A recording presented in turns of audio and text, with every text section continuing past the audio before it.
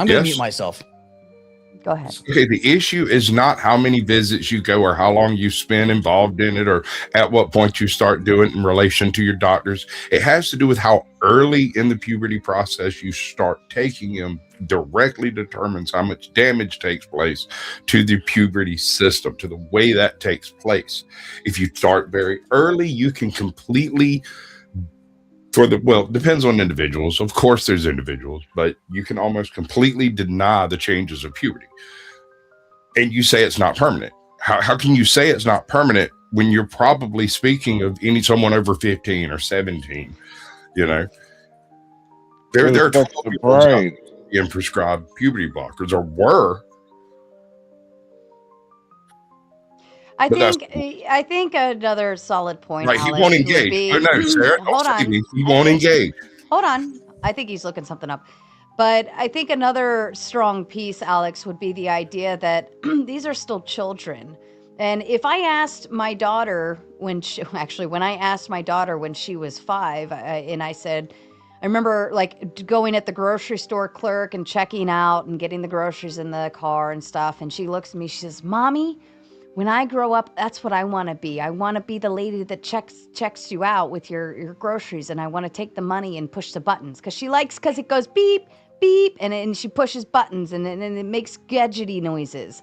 Like, that's 5 years old. Do I think that she knows what the fuck she wants to do, or the fact that she thinks maybe she's a boy or a girl, or I'm confused or whatever? No, I don't take it with a grain of fucking salt at that age.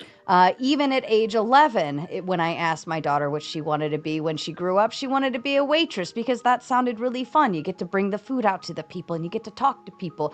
Nobody wants to be a fucking server when they grow up for a living. Even 30-year-old waiters and waitresses don't want to be a fucking server at that age, right? So when you're kicking off at age 13, 14, 15 with these puberty blockers for somebody who says, I don't think I want to be a girl, or I don't think I want to be a boy, like, I consider the idea of, like, why do I tell my kid, no, we don't drink and get drunk and stupid, or no, we don't act like this, or no, we don't do these things? Because they don't fucking know. Their frontal lobe hasn't developed. They don't know jack shit. They think they know everything. Trust me, my now 16-year-old daughter tells me every fucking day, I know, Mom, I know. No, the fuck she doesn't, as much as she likes to believe she does.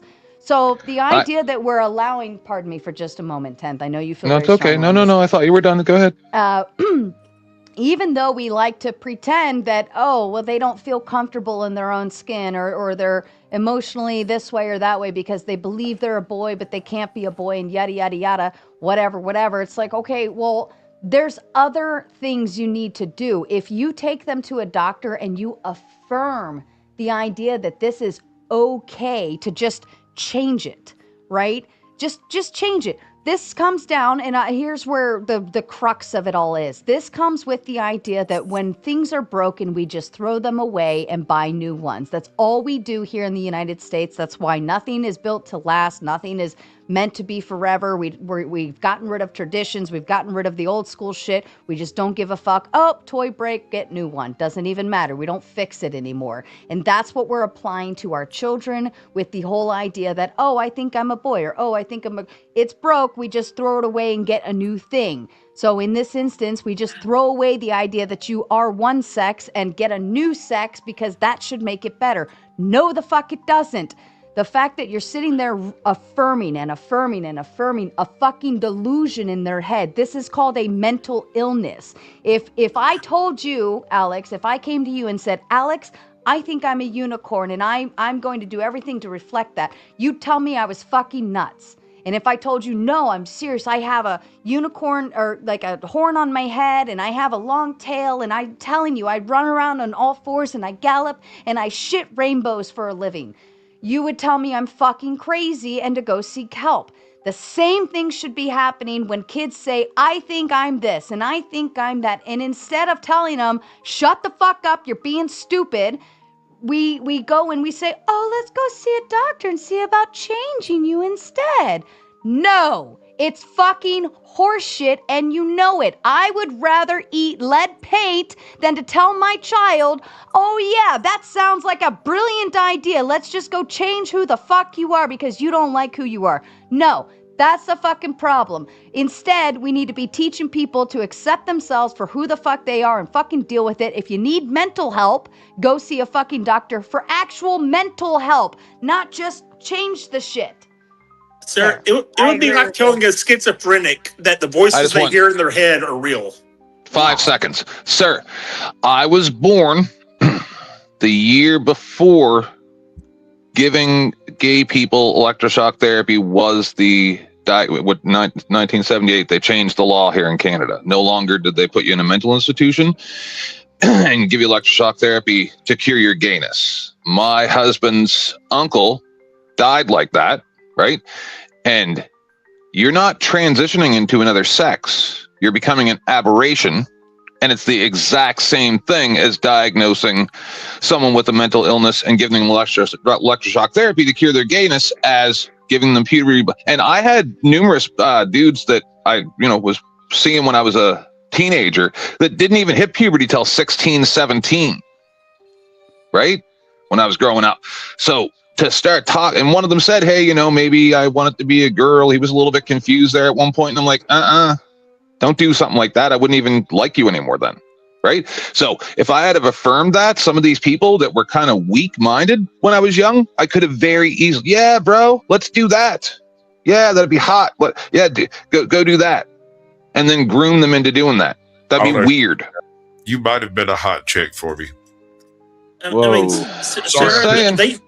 A doctor in Houston got fired in the last couple of years because he basically called out the doctors in Houston for chopping women's breast or little girls' breast off so they could be a trans boy. And they fired him. You can't get that. Like, once you do something to a child, they can't get that back. Nope. Even the puberty blockers. I just want to claim some clout. I broke Alex. Even with the puberty blockers, there's really good indications that even if they were to stop taking them, especially later on, like if they go through all of puberty taking the puberty blockers, it's not like it restarts. Their body most likely will not be what it should have been from the beginning. So I'd like to step in because and first things, Sasquatch, I respect you, man, but you didn't break me, okay? So first things first. You're right. You were already broken. No, definitely not. Okay, I just was listening because, okay, so first things first. If y'all just say, okay, this is just an illusion, okay, fine. That's a matter of opinion. I say the same thing about people that believe in an invisible sky daddy. If you don't believe me, you're going to be sentenced to hell, essentially. That, to me, is the biggest illusion out there. The belief in organized religion is the biggest horse shit argument out there. Now, here's the thing. I can objectively prove, we can actually prove, for example, when it comes down to, here's the thing. I'm not proving. No, hold on a second. Okay, I let everybody else talk. Y'all can be respectful, okay? No. I'm just trying to follow along. That's all. No, it's fine. It's fine. But the fact of the matter is, okay, when it comes down to the topic of I'm not saying sex. I'm simply saying gender, because gender is in fact, a social contract. Many trans people, when you speak to them, they acknowledge the fact that they were born male or female. They are actually willing to admit these things, but they're simply saying that they were basically born the wrong body. Now, let's say, for example, Sarah, if you were to wake up tomorrow and you look like, Sasquatch, okay? You would be like, what the hell? This is not right. I do not have this beard. This is not fucking correct. Something is wrong here. But the fact of the matter is she would actually say this is wrong. And Sasquatch, if you were born and then you had Sarah's body, wait, what the fuck? Great time. I'd be in Georgia right now. But Sasquatch, you would actually say, no, this is not correct. I am actually supposed to be a male, essentially. That's basically what it is. Now, here's the thing.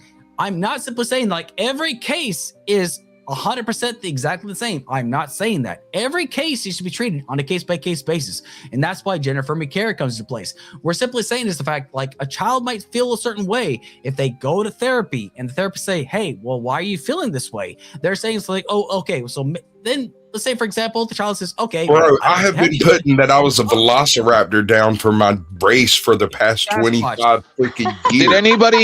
Did anybody here catch the beginning of Flo's show where he talked about this stuff? And then listen to this guy. And imagine that guy who died in the mental institution. That's this guy. By the way, Alex, I was very respectful and let everybody else talk, essentially. But you'll ramble for like 40 minutes. and you'll still shut the fuck up, okay? That's what Alex, you're no, gonna do. I won't. I'll beat your ass if you fucking talk to me like that, Hold bitch. up. Let me say one thing. Alex is outnumbered. Okay, so there's 9 of us versus 1 of him.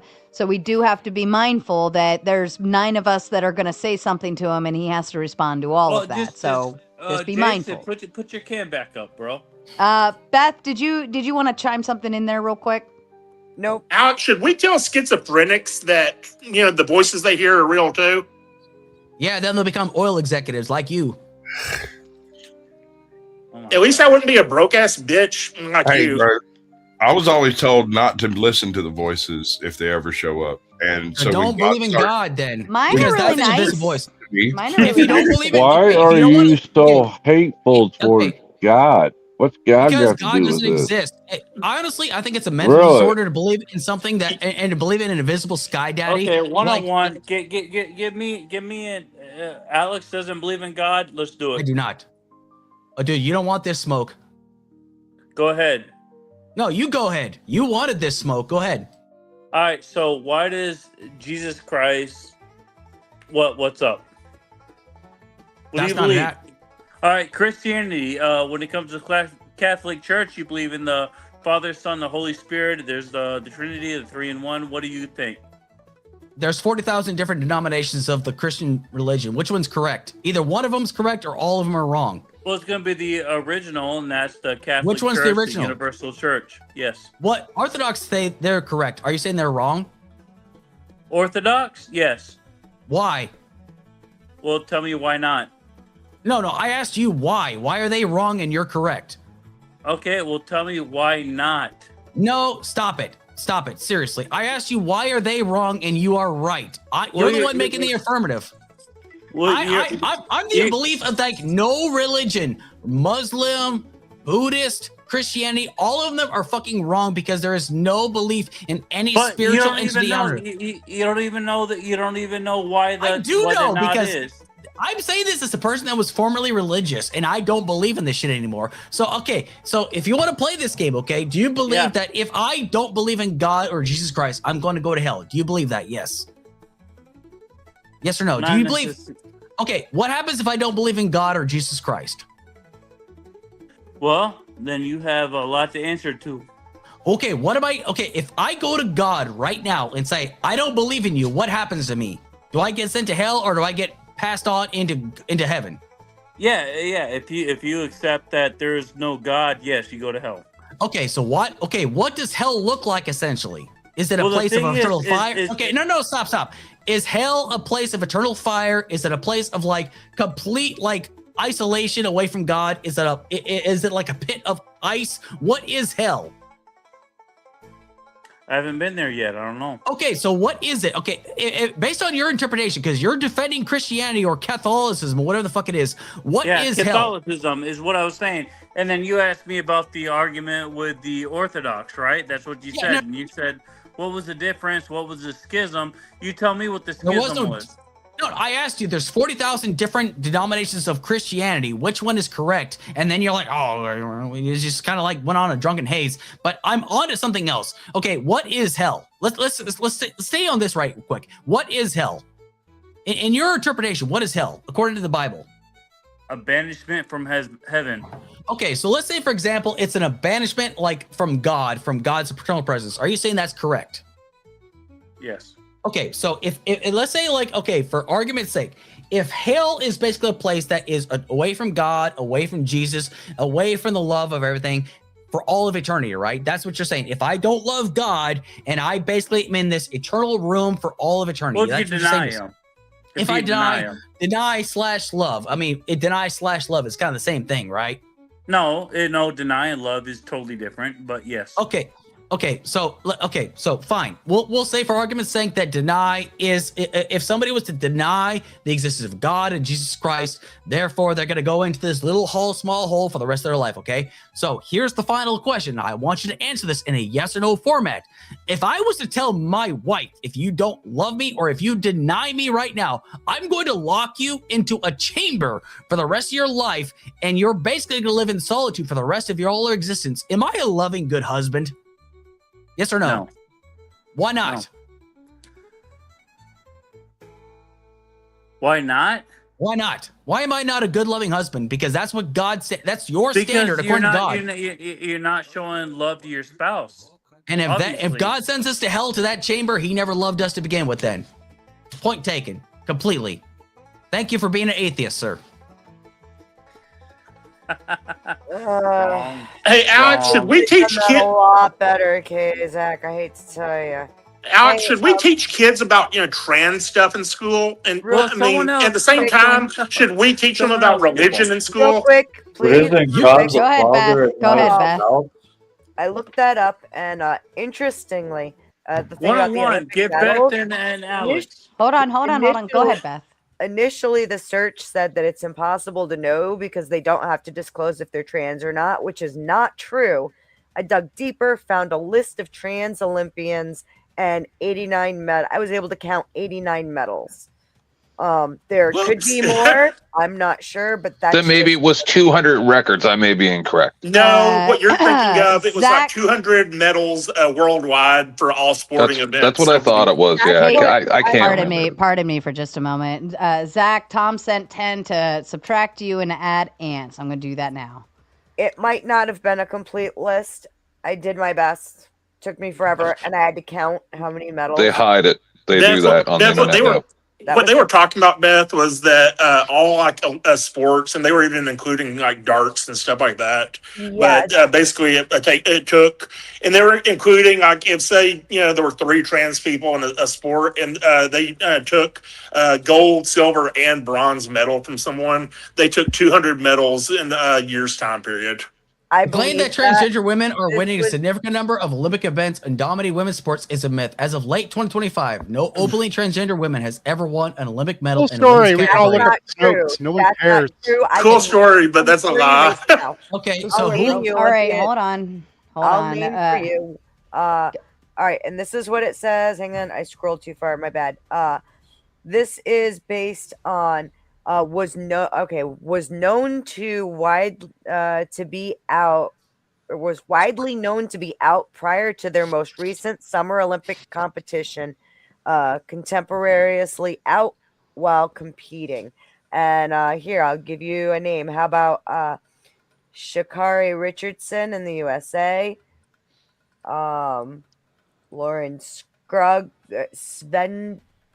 Svenja Brunkholst of And never mind the That's numerous fine. young Kevin ladies. Payne. I watched the videos of at least 2 in the last 18 months. Young ladies that were playing volleyball and stuff with a trans player that like got a ball spiked at their face and got concussions and stuff. Mhm. That's okay. Yeah. Oh, that That's story. terrible. Oh yeah, that was so What terrible about that she actually ended up boxing, competing too? in other I sports. watched and it doing happen. well. Yeah, she did such a great job in competing in other sports, did You she got not? a big one. There was also Tom the Carpenter boxing. There sends was in two 5 to boxing. say, if hell is eternal separation from God, then God is not omnipresent. And Kazak wants Beth and Alex. Okay.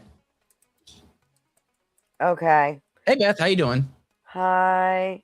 So We can be about respectful. Catholicism. So I'm actually not Catholic. Okay. And actually, it's really funny because I'm going to kind of back you up. Orthodoxy would say that it is the original church, but it used to be Orthodoxy and Catholicism together until the schism in 10 whatever when they split up. And so that's part of why I was saying, you could have Sure. done a slightly better job on that. So what are we supposed to be arguing about? I have no idea. They just said like you and me for some reason, but like, okay, so I Okay. guess it's the He topic about probably religion. wants the religious piece, Yeah. and maybe if God's real or not, something to that Oh. degree. I can bring Kazak up and make sure he wants to answer. Kazak, any specific thoughts on this? Well, yeah, pretty much. I just want to bet the. Defend Well, God? I don't know, man. We're all having fun tonight. I don't We are. know. How am I defending? Like, what aspect of God am I defending? Whether or not God is real, or Sure. something about the church, or Whatever you want to talk Well, about. I just want you to back up your beliefs and what you think about God, because Alex obviously doesn't believe in God. So just This is hammer him true. with that point. Can you do that, Beth? okay, I can try to. The problem Okay. is that I don't believe that anyone should be forced to believe in God if they don't want Well, to. don't force them. Don't Freedom force of them. will Just is hit them up with your what I'm with your saying is- doctrine. What I'm saying is, the way I see it, God gave every human being the freedom of will to not believe in Him if they don't want to, and therefore I don't hit people over the head with Bibles. Well, what happens when they don't believe? What happens when they don't believe in God? I don't know, because I'm not God. Exactly. So we yeah. But That's Alex up to God, knows not me. because he tried to. But yeah. You want to let him go from there? You guys Yes. got it from there?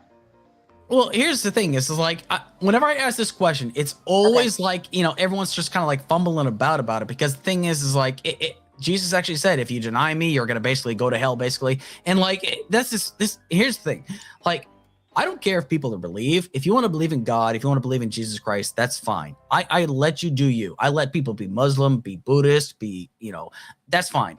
I don't judge you based upon it's if you're a dick to people because your religious beliefs, that's when I start fucking judging you. That's the thing that I start judging people on. If you start treating people like shit, because like here's the thing, I actually attended Jimmy Carter, one of his religious services, and it was a great service. And this is one I still believed, actually, because he actually challenged the entire congregation to do one good deed for somebody else over the past month, which I think is great. That is fantastic.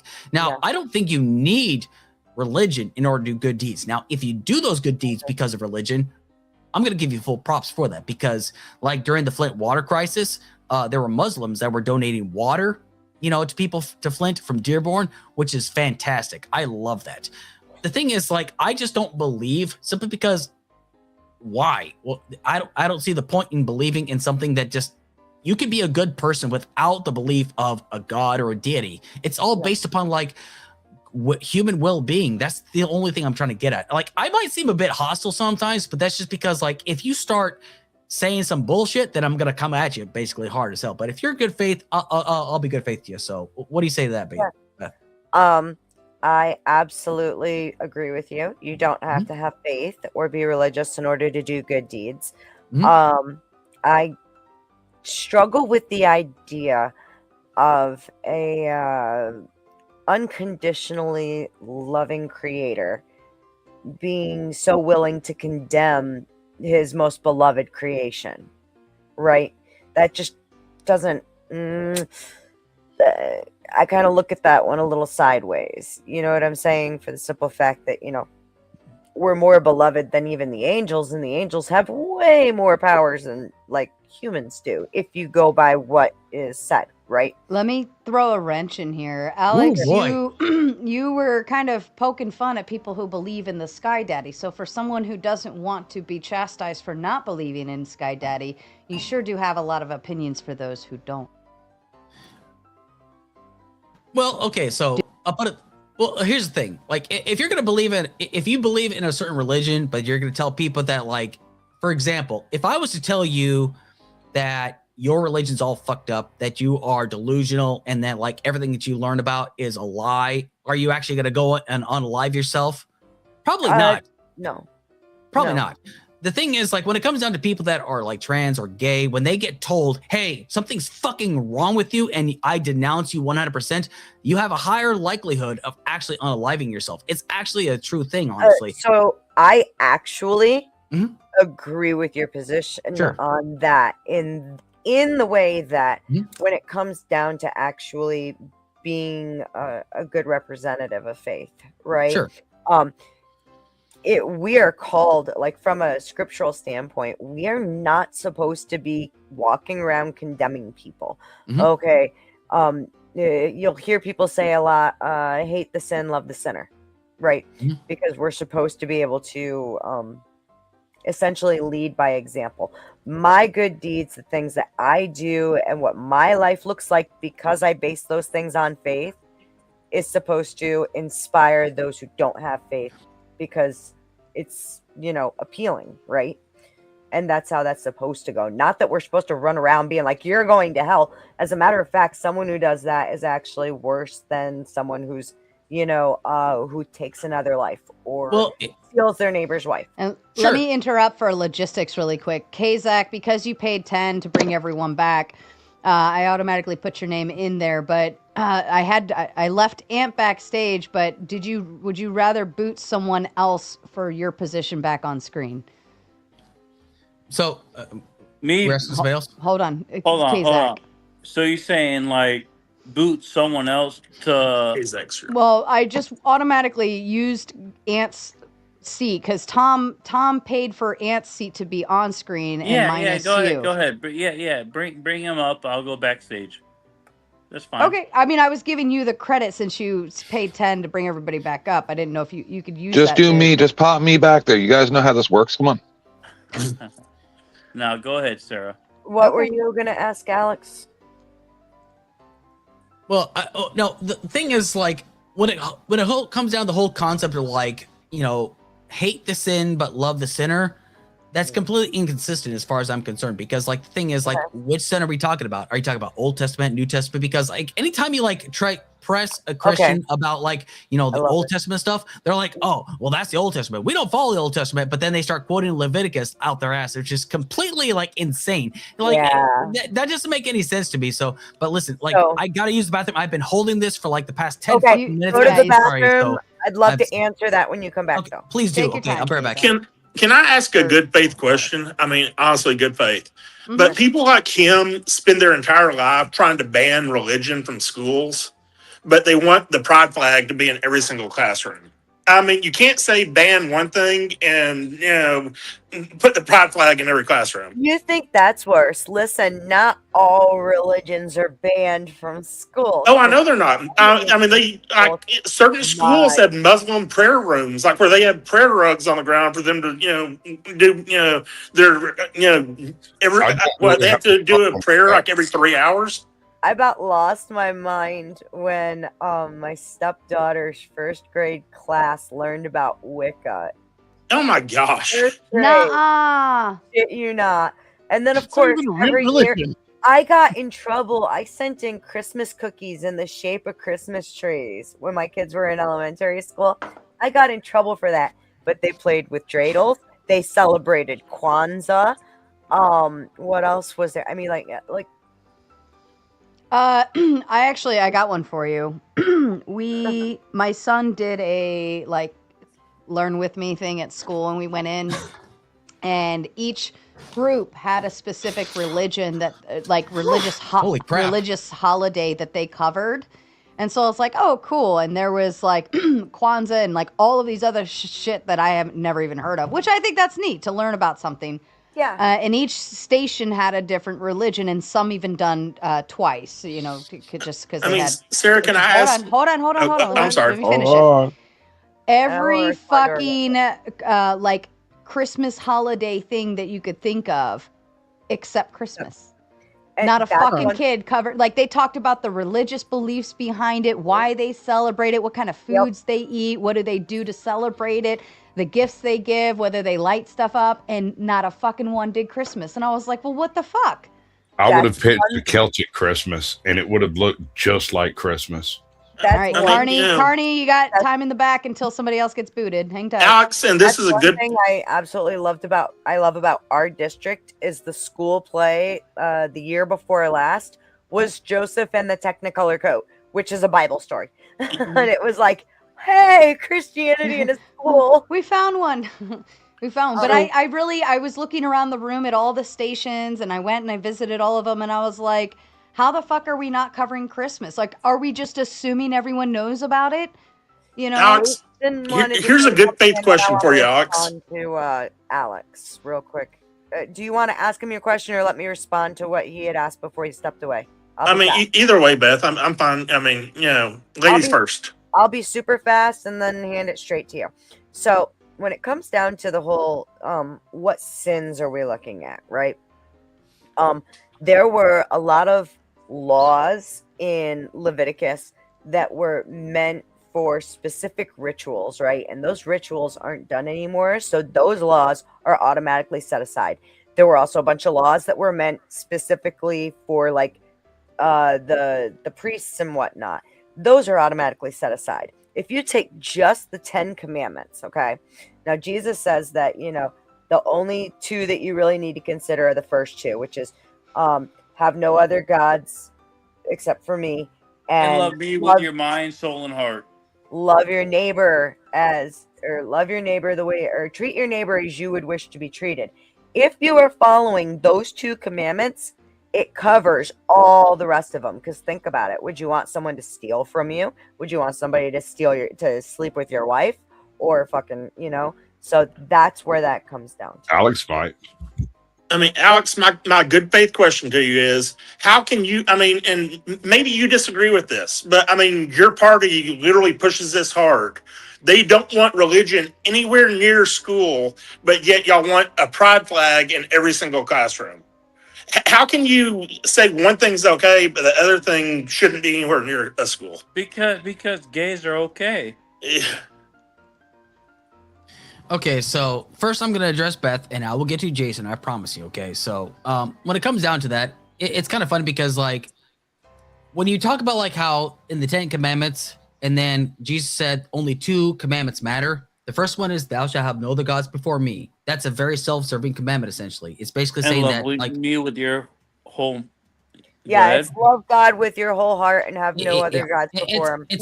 It's not a real commandment because it's basically self-serving towards one God. It's not essentially. a real commandment, even though it came from Jesus. It's not a real commandment. Honestly, I'm sorry. I'm sorry. It's stupid. But here's the thing. Okay, stop. It is That's stupid. like I'm with sorry. Idolatry. Hold on. Let him finish his But thought. anyway, as I was saying, like, and the second one is like love your neighbor.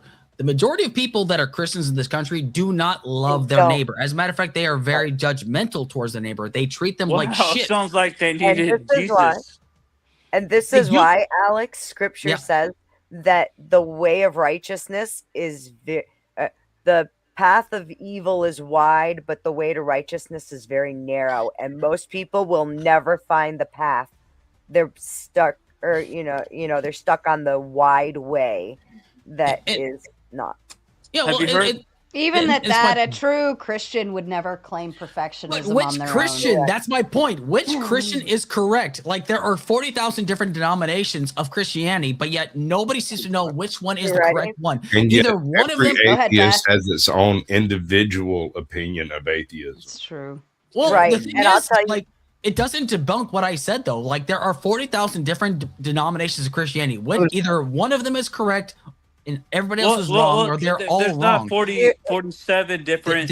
There's 40,000 different. There is. Sir, you can literally look it up. So I gotta answer Jason. Hold on. Go ahead, Beth. I see you holding. I gotta answer Jason though. Go ahead, Beth. We'll get back to Jason in a second. Okay. I'm sure fine. Go ahead, Beth. Alex, to make it real simple, it doesn't matter which one is correct, because the bottom line is that no humans are perfect, and no matter what the set of rules are, it's very few that can do the bare minimum. You know what I'm saying?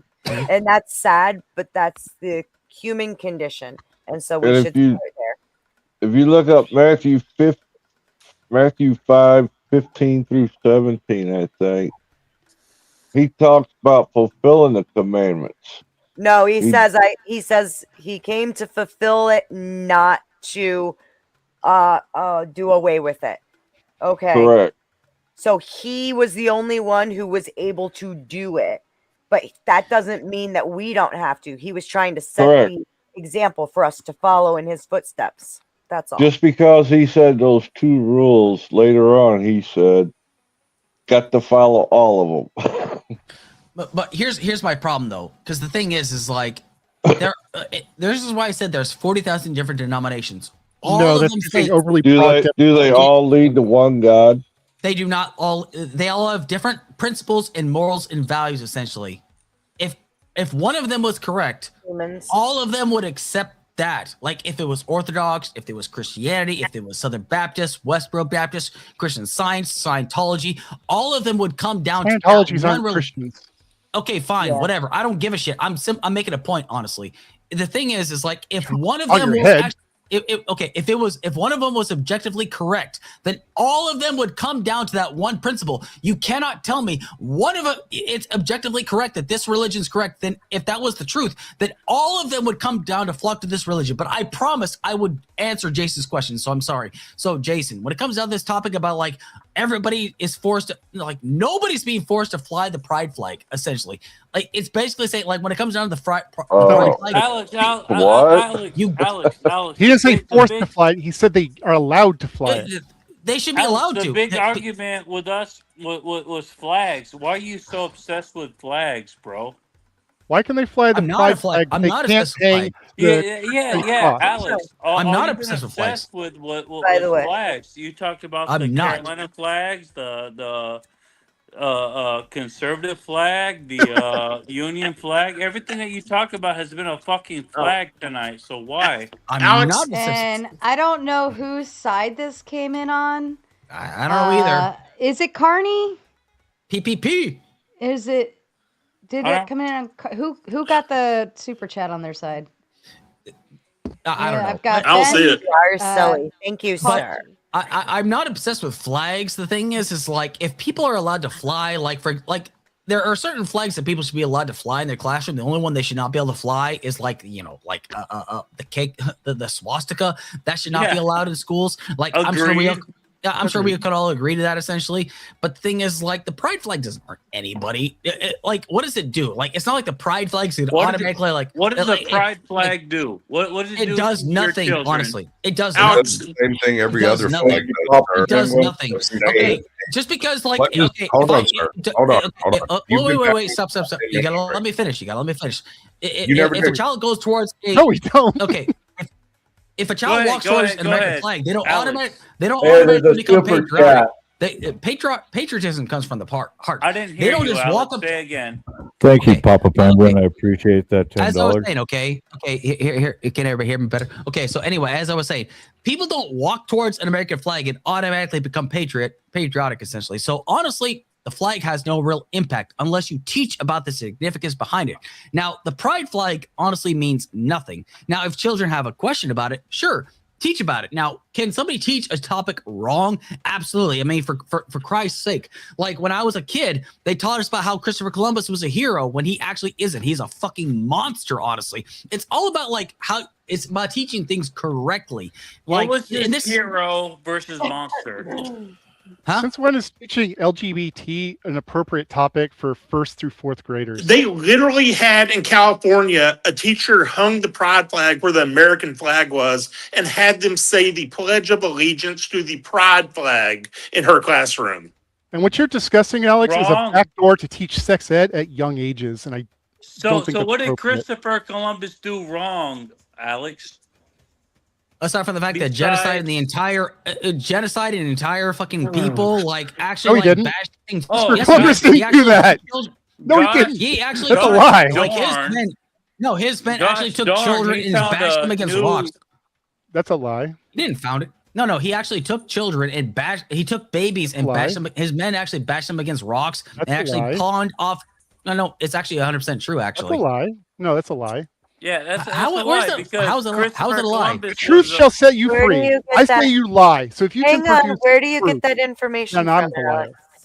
I'm at least willing to ask where this comes from. Yeah, It's out there. It's out there. Both sides of that story exist. In fact, there's even Fair. stories that he didn't land in North America. He actually landed in South America. But 100%, that's what happens when you go to war with other places. You know that But you know here's the most thing. of the people. Hang on, you know most of the people he brought here were actually Jewish families that were escaping persecution, right? No, it He's also always completing matters. the actions of the persecuted. conquistadors They've with forever been Christopher persecuted. Columbus. It was the These are different conquistadors. expeditions entirely. Yeah, it was the conquistadors, and they went to the there was a Southern Americas, and that's where Christopher Columbus landed, and Shit's He getting landed in the Caribbean. Yeah, it was the Caribbean, and that's why all them are Spanish-speaking countries. Because why does Central and South America speak Spanish? Well, I don't know. Well, Because I they can tell bred the you. people out. Because they basically believe that all these people are easily subjugated, and they should be brought to believe in the Lord Jesus Christ. They should be forced to do so, and those that aren't done so, like they actually punish people for not harvesting the amount of they gold. landed. There was Alex, also that little before they smallpox landed- incident. Alex, The before they smallpox thing landed. is misunderstood. No, it's How is okay. it misunderstood? Yes, it is. Oh my, fuck my ass. No, I'm Oh, gonna pass on that. no. officer. No, I'm sorry. Zach, I think we're all going to pass on that. We're Okay, gonna thank pass you. on that, buddy. So what I was Hard saying, pass. Alex, is so pretty much when they landed in the Central and South Americas, it was a Spanish colonization, and it was the it was Native Americans. It was the native. It was the Indian people, and the Spanish came and they did what they did. Right, They're Which was brutal. I'm not horrible. going to It was defend the horrible. conquistadors, but this is getting Yeah, off the yeah. topic. You can't say the word. 'cause Hey, it's Zach, still- you went way off topic and we were talking about one thing and you took it to Christopher Columbus. I mean, Actually, I brought up Christopher Columbus because I was like bringing up a topic essentially. So yeah, like, because we were talking about the colonization, but okay, am I wrong? Hey, what's Yeah. frustrating is there's a lot of legitimate things to call out Christopher Columbus for, and you just listed all the things that aren't those reasons. It's frustrating. who, me? You, yes. Who else Okay. was criticizing Christopher Columbus? Well, because he's a fucking monster, honestly. Because like what He's they not did a was- monster. No, you let's gotta he's look a at him monster. in the framework of the time he lived in. Like, let you can't Alex- apply modern values to people in the past. It Why doesn't can't work you? that way. Wait, Because wait. he didn't live by those values. Wait, He wait, didn't wait. practice or live by let them. Alex Stop. talk. Let No. Alex talk. Ant, listen, you're a Red Lake brother, and I got a respect for that. But like, was slavery wrong? No, I believe so, yes. Yes. Was it wrong back then? No, Why it only wasn't. modern standards to those guys back in the day? What's wrong with you?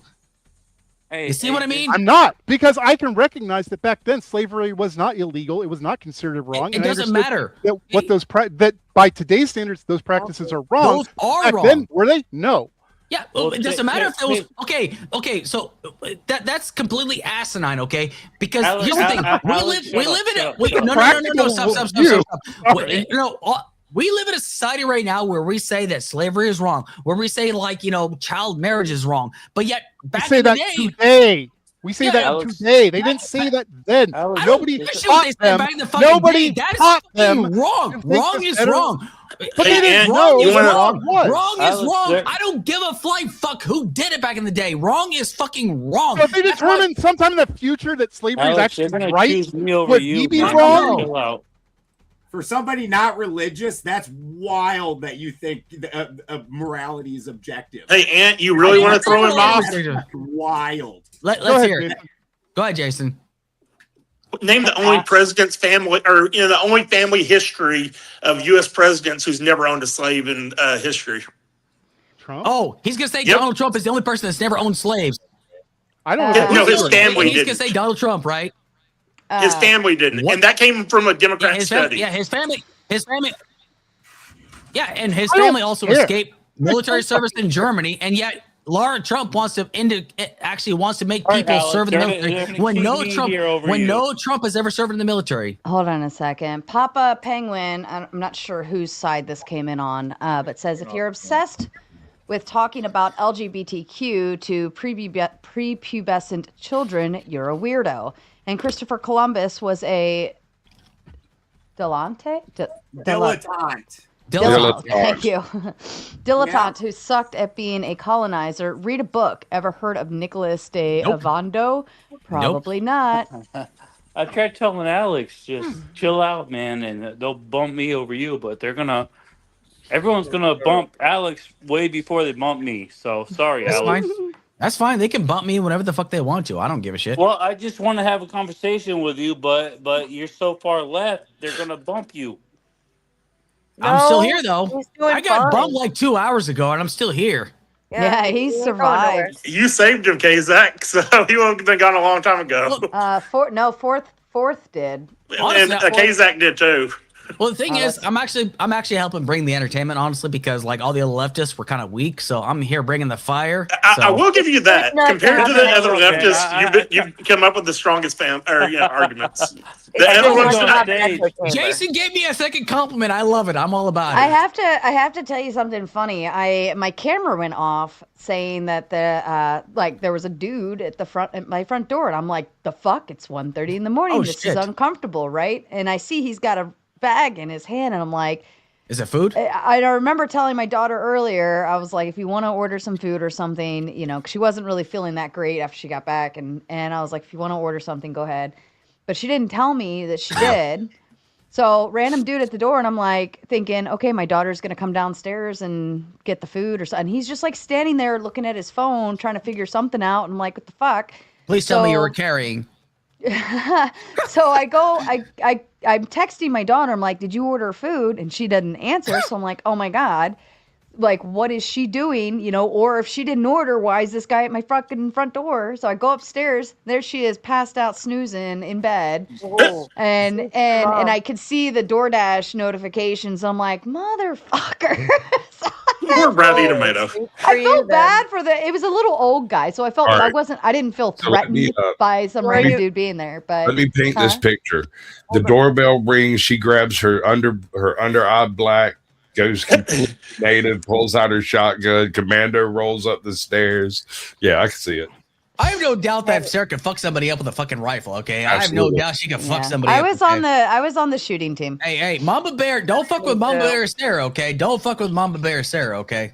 Hey, Alex. Wait. Before you Go go ahead, back Beth. into it, Kazak, I got to point out, Alex, as it was said by my dear friend Toasty in the chat, and he is absolutely correct. Columbus actually went back, and he left orders for the people here, the colonizers, to treat the Indians kindly, and they did not. Bastard. That was done. Things were done by their hands, right? Well, that's what happens when Christopher Columbus was a progressive. Kind of was, but hey, Alex. Save a lot of hey, Alex. families Christopher from Columbus was a persecution and the Democrat. Spanish Inquisition. So yeah, maybe. well, but I think we're stretching the definition of progressive his pretty balls. wide. Bust his balls a little bit. Oh, you guys have been busting balls all night.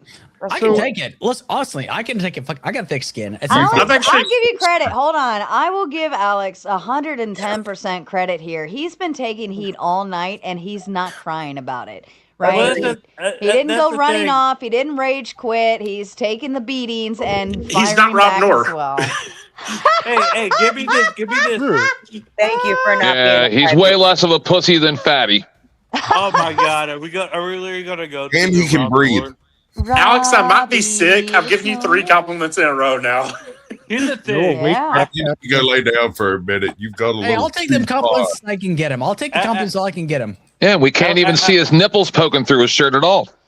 Alex beat my ass, but where's Dusty at? Where's Powdered Dusty? Why I is he don't not know. on He's the- probably. I Is gave he him the live night off. tonight? He's doing his own stream. He said earlier during his premiere in the chat that he was coming live tonight. He just didn't know when. You know what's funny? I'm not gonna lie. I started drinking at 7:40 because Powdered Dusty said that he had a channel coming on, and then I looked at it and it was like Premiere. What the fuck is Premiere? That's when it's pre-recorded and uploaded. And instead of just that on uploading the video, you premiere it as if it was live, and it's like the first time and you guys can all watch it together and comment in the chat. That's And then, why. and then after that, it just goes to regular video mode. Kazak, you're to that drunk point, Kazak, that I'm just waiting for you to say something stupid and for Sarah to have to remove you. No, I Nah. don't do the slurs no more. I don't. As do long it. as look, much better behaved. Kazak can be as shit-faced as he wants on these panels. This is his time, and also, I mean, he is a proud supporter of the Tomato Show here. We love him. As long as he keeps We're on it the clean, gauntlet, Sarah. yeah. Well, it's still a Mater nation, right? But he's learned his lesson. As long as we keep it clean and we don't hit. I even heard. I'll give you the credit, Kazak. You even said, when you were trying to talk about the trans stuff, you're like, I want to make sure I'm within TOS, so I'm not going to say the words, blah, blah, blah. And I was like, he's really working on it. I love this. Even though saying all of those things aren't necessarily TOS, but they can send red flags. I was so proud. I was in the backstage, like, yay! He's working so hard. Squatch. What's funny is when I'm on the Dusty's panel and I'm like, "Hey, I'm here because Kazak's here," and then I look and I see it's Sarah, and I'm just like, "God damn it!" You are so lucky, dude. You were so close to getting booted. I hope you know that again, because you dropped some bad words. You dropped some bad fucking words. Squatch. All I can say is, yeah. Oh well, Dusty's a little more lenient in certain directions. Not with the F word. Oh yeah. Well, I don't know because he's got that clip. He can say. I know. Here's the thing. It's the F6 on the keyboard, right? And it's just it's a bad habit on my part. I say it like in jokes a lot, but people get offended by it. So that's where the issue is. Squatch, I've determined me and Squatch can't be drunk on the same panel at the same time because we go off on way. I mean, I told Sarah the other day, I was like, okay, I can't play stupid anymore after I talked to Squatch the other night. The thing is, you make these weird, vague references in a deep Southern accent. Most people don't get the references, and they just tickle me absolutely pink, bro. So that's Jason R and Sasquatch having a heart-to-heart, and then you got Alex, who's like so confused right now. Kazak, we were actually talking applied physics the other day. I'm not confused. I'm just listening to what everybody else said. I want to be rude. That's all. Well, Papa Penguin donated again on whoever's channel is connected. I have no idea whose it is, but Alex may have thick skin, but he's got the intellectual depth of a parking lot puddle.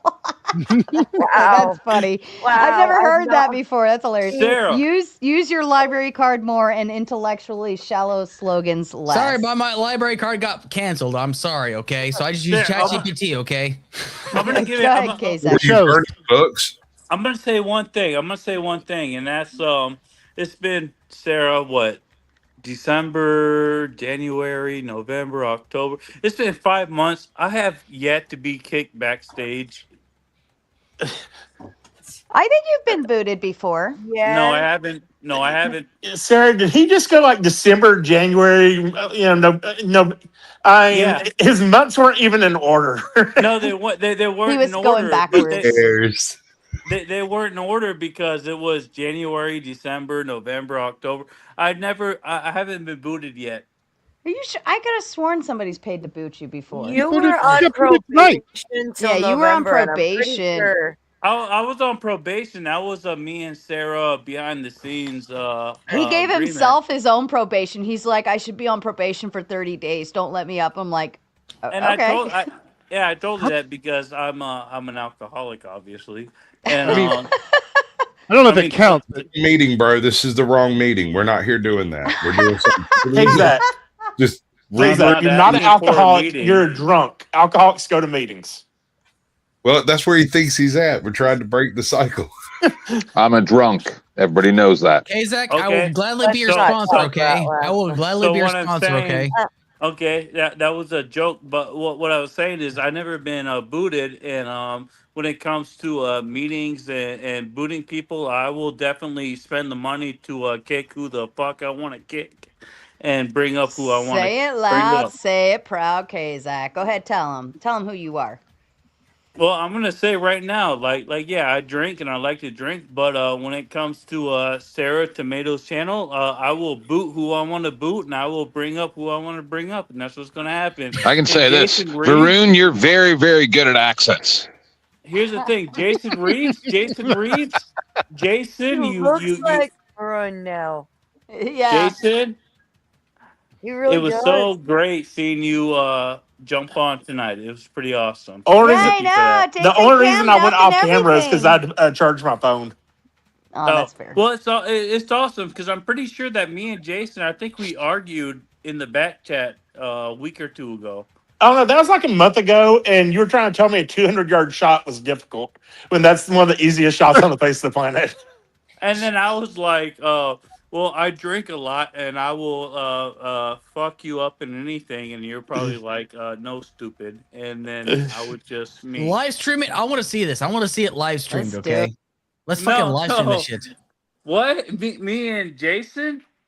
We don't have nothing to argue about, do we? No. No, the thing is with Jason is You said Jason, you were gonna fuck him up. Now figure like you should fight about whether you're gonna fuck him up or not. You should fight about the. Let's go back. Hey Jason, man, you look like you're like 50 years old. I would beat you up so fucking bad. I'm almost 50. idea. I'm getting close to 50. So yeah, I mean, Oh my god, how much money do you have in your life insurance? my insurance policy is like $5 or $10 million. 5 or 10 million? Yeah. Oh, you want to get married? No, I'm straight. I'll marry you. I'll marry. We don't even have to have dirty. Since dirty. it just got gay, I felt every reason to add 10th man to this conversation. Sarah, please get me off this, because no. No. The thing is Jason. I love you, Daddy. How many millions was that again? 5 to 10. 10th man. I haven't checked it lately. I think last time it was like right at 10 million. Shut up. No, Jason, remember when we got in a chat argument like what, 2 weeks ago? Yeah, something like that. I think we were just fighting about You were trying to tell me about guns, and literally my gun that I shoot with every single once a week is sighted in at 900 yards. So we were fighting about a Charlie Kirk situation? Yes. No? You were trying to tell me it was a difficult shot in the Kazak. It's not a difficult shot. Well, fuck, man. I could hit him with a rock from 200 paces. What are you talking about? Yeah, that's fine. Well, Jason, are we okay? Yeah. Are you sure? Yes. I told you that night you're stupid. I'll tell you again, if you think 200 yards is a hard shot, you're stupid.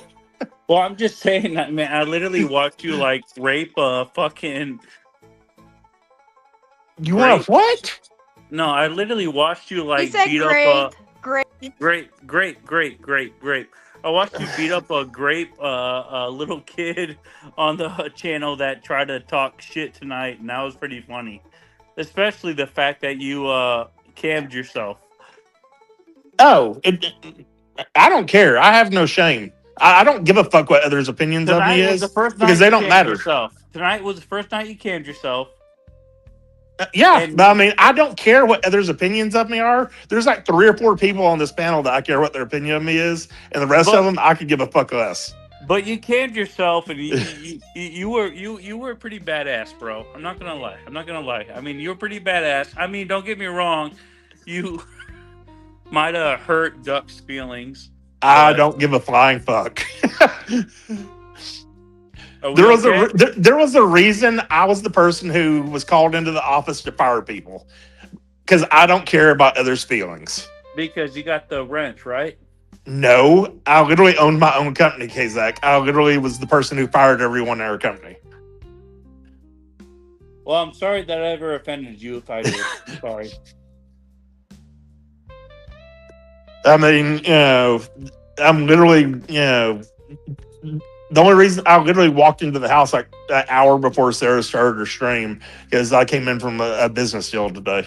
What I'm saying that is that me and you and Carpenter, we the 3 of us, we do a big part of supporting Sarah, and I mean, I may have supported Sarah once or twice the last couple of months. Are we good? Yeah, Kazak, I've told you we're good 5 times. Kazak, as somebody who used to drink a lot as much as you do, lay off the sauce as much as you can, man. 10th man, I figure I'd give you an opportunity at that insurance policy if you want to. Sarah, it ain't happening. Hey, buddy. I beg your penis. Sorry, 10th man, it ain't happening. Doesn't mean you can't answer the question. That's not gonna happen either. I'm just fucking around, bro. Stop it, sir. Hey, how's it going, Sarah? What did I She's do to make forcing you us. hate me tonight? I think she wants you to pay to get me off here. I figured we'd have some fun.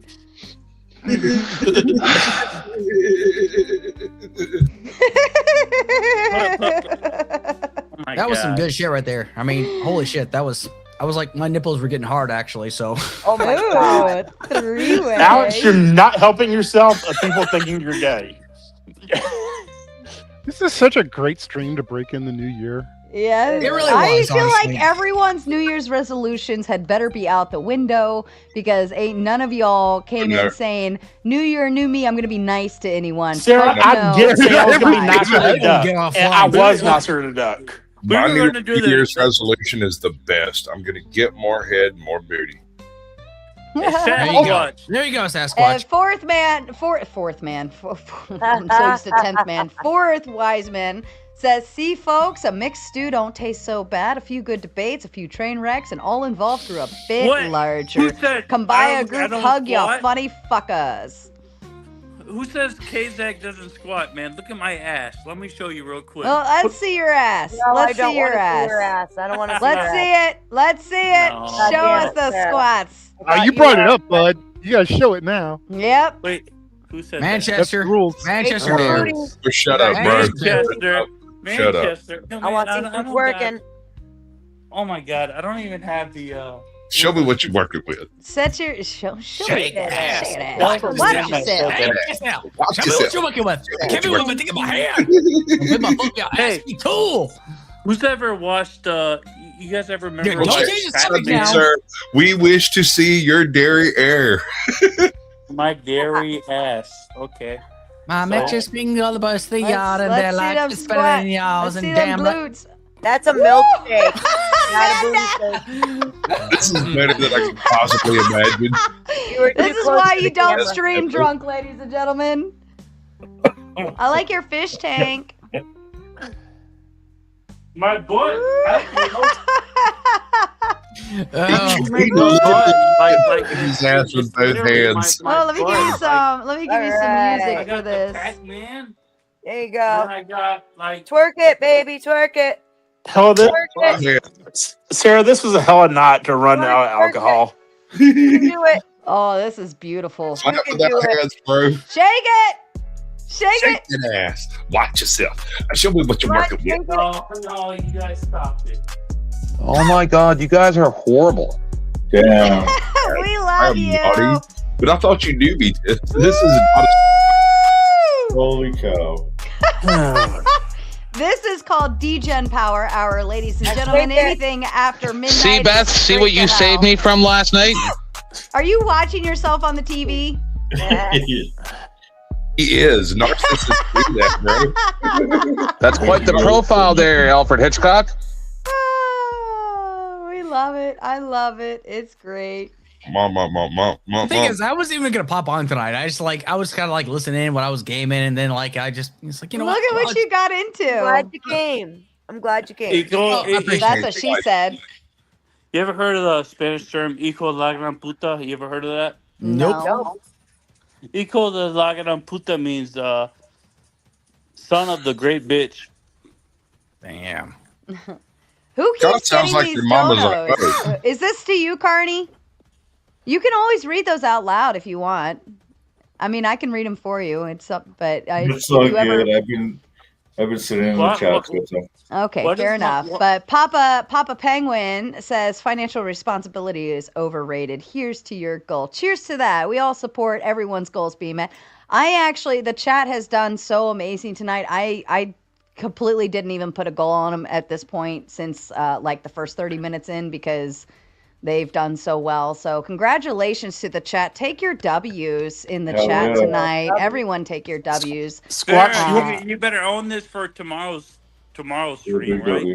You're gonna do a stream tomorrow. Who, Hey, me? Squatch, do you want me to make Sarah cry again tonight? What? You You can can do make it. me cry tonight. Do it.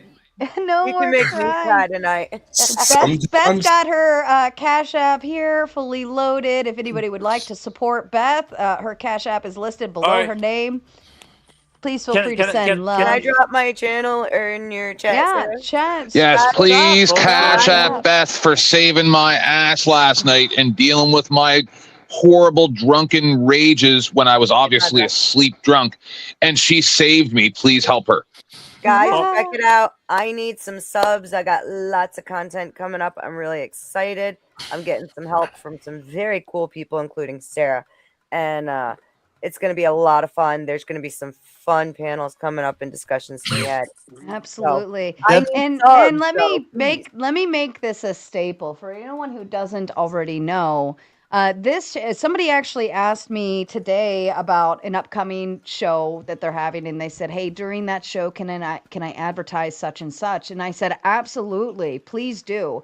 Like, this show is meant to network. That's why you can all stream to your own audience, make your own dono goals, make money, have fun with it, and feel free to name drop or advertise or tell anybody about whatever thing you get, as long as you're not like, "Hey, I'm gonna go live here in 5 minutes. Come over and watch me instead." That's a dick move. But if you got something coming up or whatever, always feel welcome to tell everyone about it. That's what this show is here for. Is for you. All right, Hey, Sarah, Sarah, you've got something coming up. So, I do? Sarah. Yes, it's all your fault. What do I have coming up? Your birthday Come show? sit on my lap and we'll talk about the first thing that comes. Fucking spot. You whipped that. Damn, shots That's fired. That is Well, Sasquatch is having a birthday stream coming up. Jason, his birthday is coming up. We're going to do a birthday stream for Jason in February as well. Ain't you the third? February. That's a They're good not month. yeah, that's gonna be hot. Jason is on the 3rd. Now, I don't normally stream on the 3rd, but I'm happy to do yours on the 3rd. Sasquatch is on the 2nd, so maybe we'll I do a try groundhog to. roast. Ooh. Now, what time are you doing your stream on the 2nd?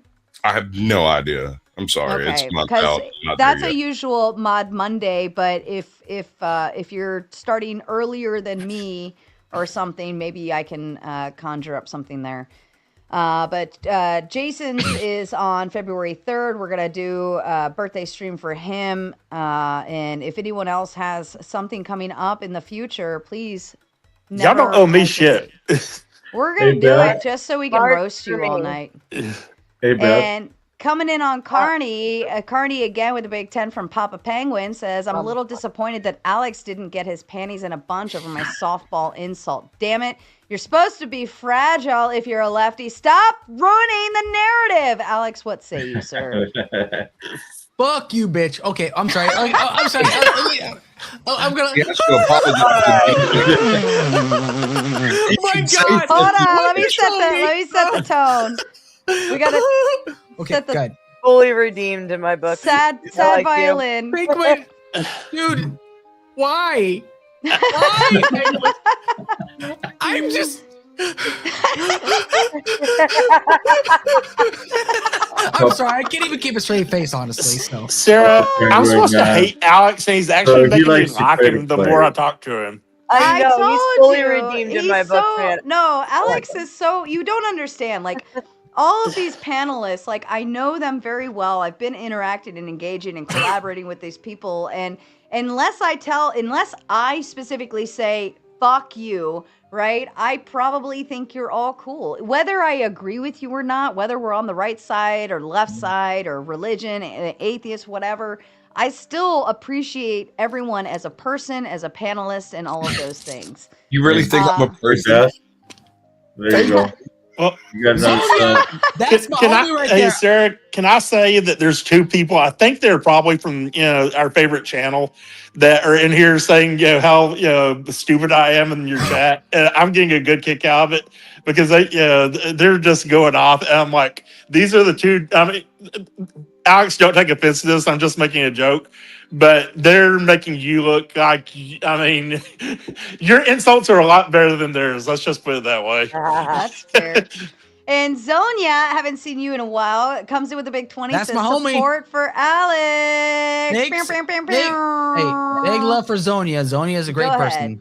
Go ahead. I got number left for Zonia. She and I go way back. She and I have been friends for a very long time. So thank you, Zonia. Thanks for tuning in. Hope everything's going well for you. Okay. Aw, see, Yeah. that's love. Yeah. That's love. And here's the thing, like, people that know me, like, here's the thing. My rule of thumb is like, if you're a good faith debater, like, I will maintain the good faith. But the second you start being a dick and you start being an asshole, then guess what? I can give as good as I take, okay? Because, like, here's the thing. Like, there was a time, like, where it's like, maybe people shouldn't insult, because if you insult, then you lost the debate. Fuck that. I don't give a shit about that anymore. If you insult me, I'm going to fucking just insult right back. Good, because I'm not a debater. Okay. All I can say is, Sasquatch, you had your hand up. What were you going to say, sir? I was just making the point. He's like, if you're a good faith debater and an asshole, I can deal with that. I'm like, okay, well, I'm not a debater and I'm an asshole. Now what? Ooh. Well, Sasquatch, here's the thing, Sasquatch, because like there was a thing like a while back where some guy was like coming at me and I didn't even say anything to him. And you were like, dude, what the fuck are you coming at Alex for? He didn't even say anything. So like, that's why I was I didn't say I wasn't fair. well, that's the thing though. It's like, if you're fair, I respect that, honestly. So it's just like, Fourth has something interesting, and maybe Jason, maybe you'll play along this round. Thanks, Alex, for staying the path long enough without getting too whacked out. And at Jason, I understand your point, but bro, you should have at least gotten involved. And this goes back to the super chat earlier of Fourth saying, wanting you to keep Alex, and I want to see Jason argue without a hand in his pocket. Do you want to try that argument now?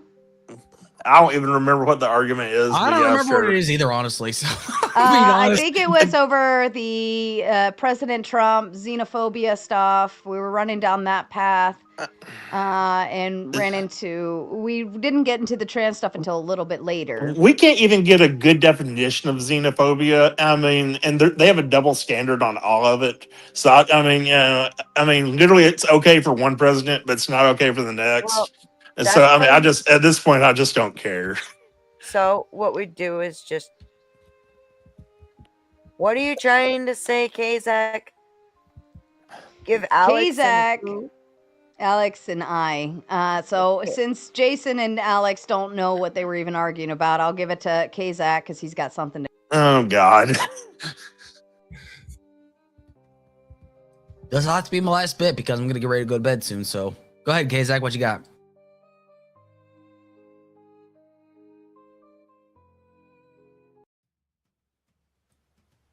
So you want to make out? Are you muted, Kazak? Kazak, are you muted? He's not saying nothing. Kazak!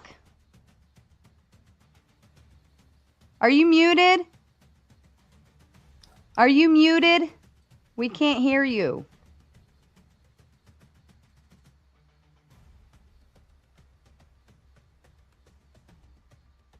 Kazak.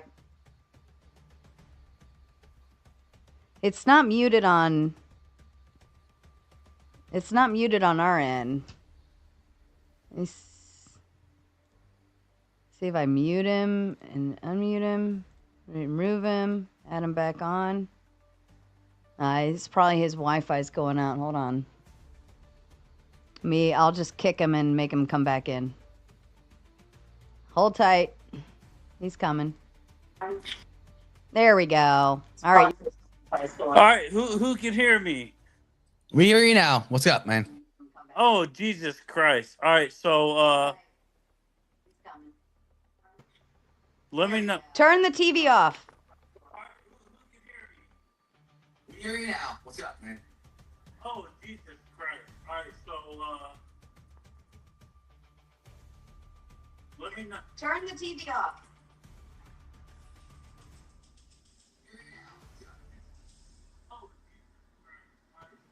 All right, man. It's your go. Kazak, are you good? Oh yeah, I was watching the. It's weird because it's got a delay. It's got a delay. Yeah, on it had YouTube. a little bit of a delay. Yeah, that's why you can't watch it and respond at the same time. That's why you got to turn the volume off, push mute on the TV. It's got a delay. I love you so much, Kazak. No, I you do. don't. No, you don't. All right, so here's the question right here, Alex. Why is it that Sonia.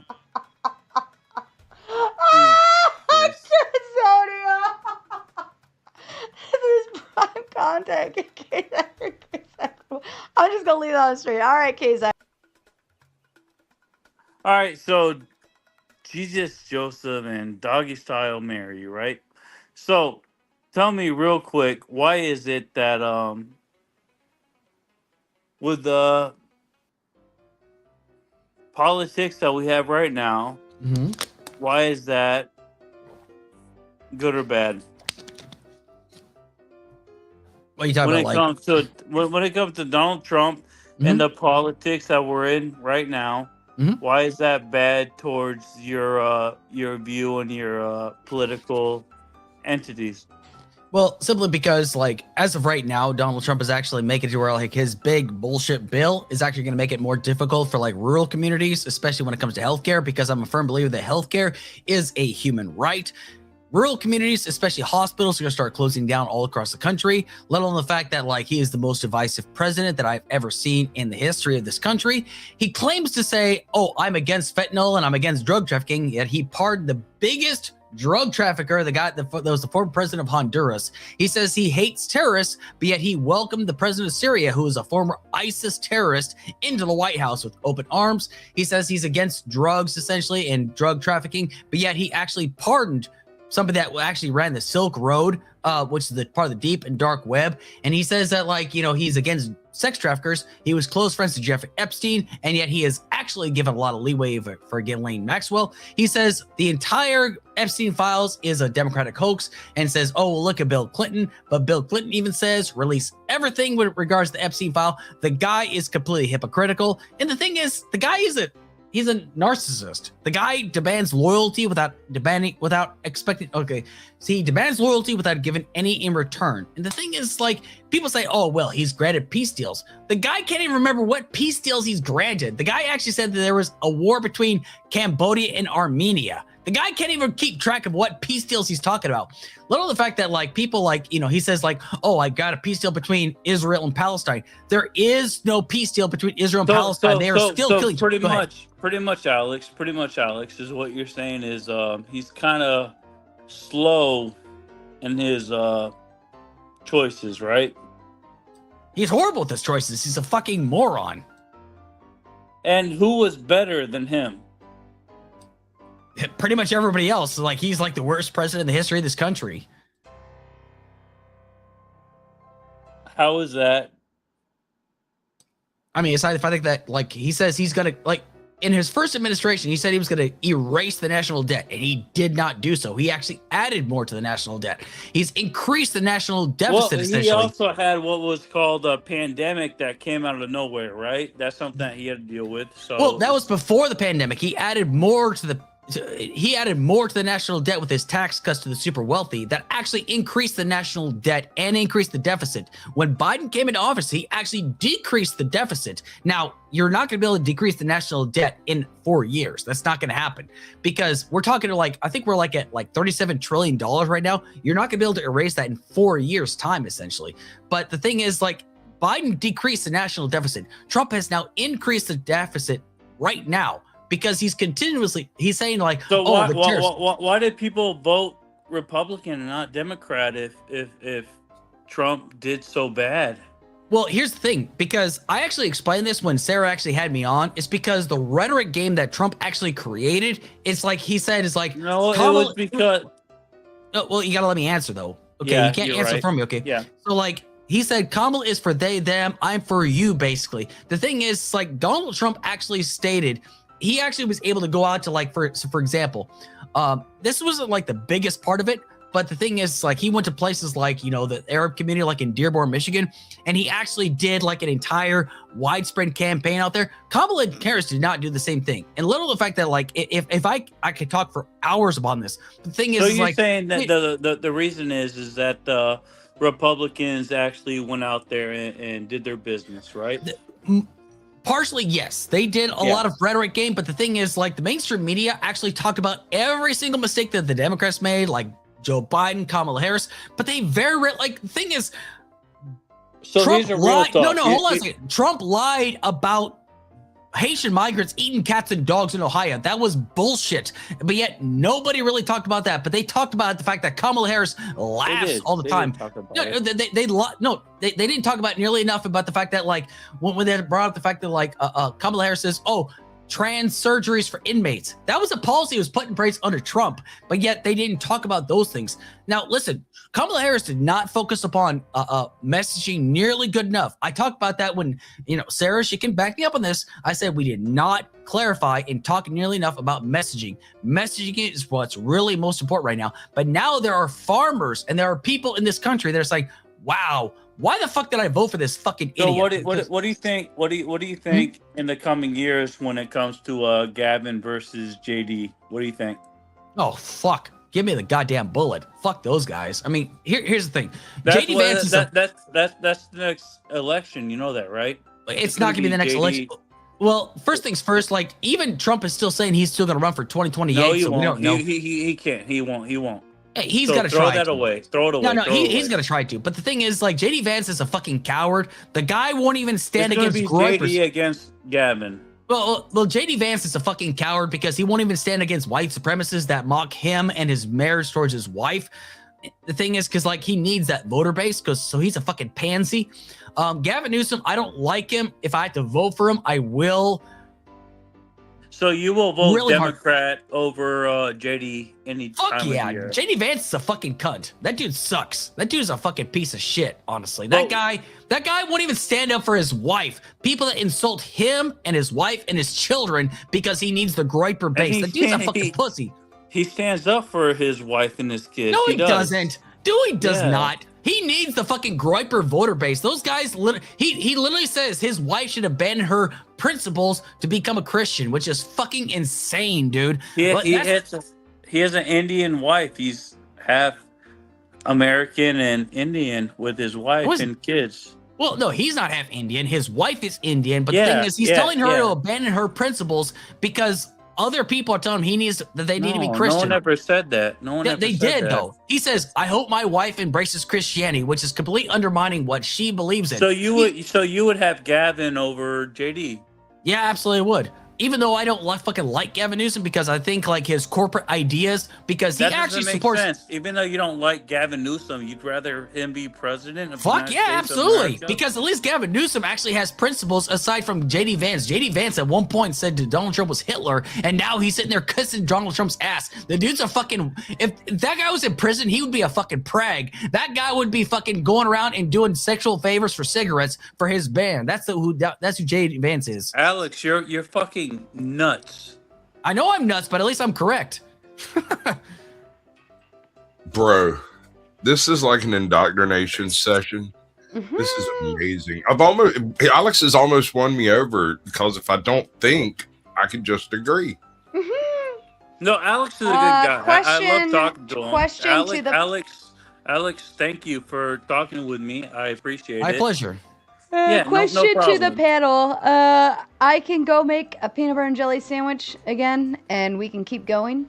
I'm good to keep going, sleep wise. I am getting hungry. I need about 15 more minutes and then I'll be clearing out. So All right, Give me- Alex is out in 15. Does everyone else want to keep going?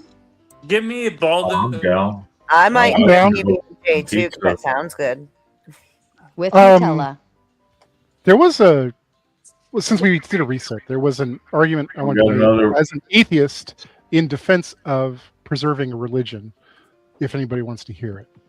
I will happily allow us to all hear it. Oh, Effigy's here. Does anyone want to give? Well, Alex, you're leaving in 15. Does anybody There's a else? super chat too. You just do it. Oops. You know what to do, sir. Oh, okay, 10th. All right. Thank you, 10th man, for giving up your spot. And once Alex leaves, we'll bring you back up, 10th. Let's see. Hold on. Of Where are course. you back here? All right, 10th for Effigy. Hi, Effigy. It's been a while. Let me read these super chats, and then Hello. I'm going to leave the floor to you guys. Who's crackling something on screen? Papa Penguin over on CARNY'S side says the Trump administration didn't create trans surgeries. That's a blatant lie. That nonsense predated Trump under the argument of the Eighth Amendment. Was happening under Obama. Facts are a bitch when you lie. Alex, do you feel any need to respond to that? That's not what I said. I didn't say Trump created. I'm saying that was a policy while Trump was president. That's what I was very clear about that, actually. And when Kamala Harris was asked about that, she says, I will follow the law. And then that's when Trump actually came in with this whole bullshit ideas like Kamala Harris is for they, them, I'm for you, basically. So this was like a thing that like Fox News and like every mainstream media outlet talked about ad nauseum, even though she says, I will just follow the law, which is a fair argument, essentially. The thing is, like, there hasn't been any surgeries.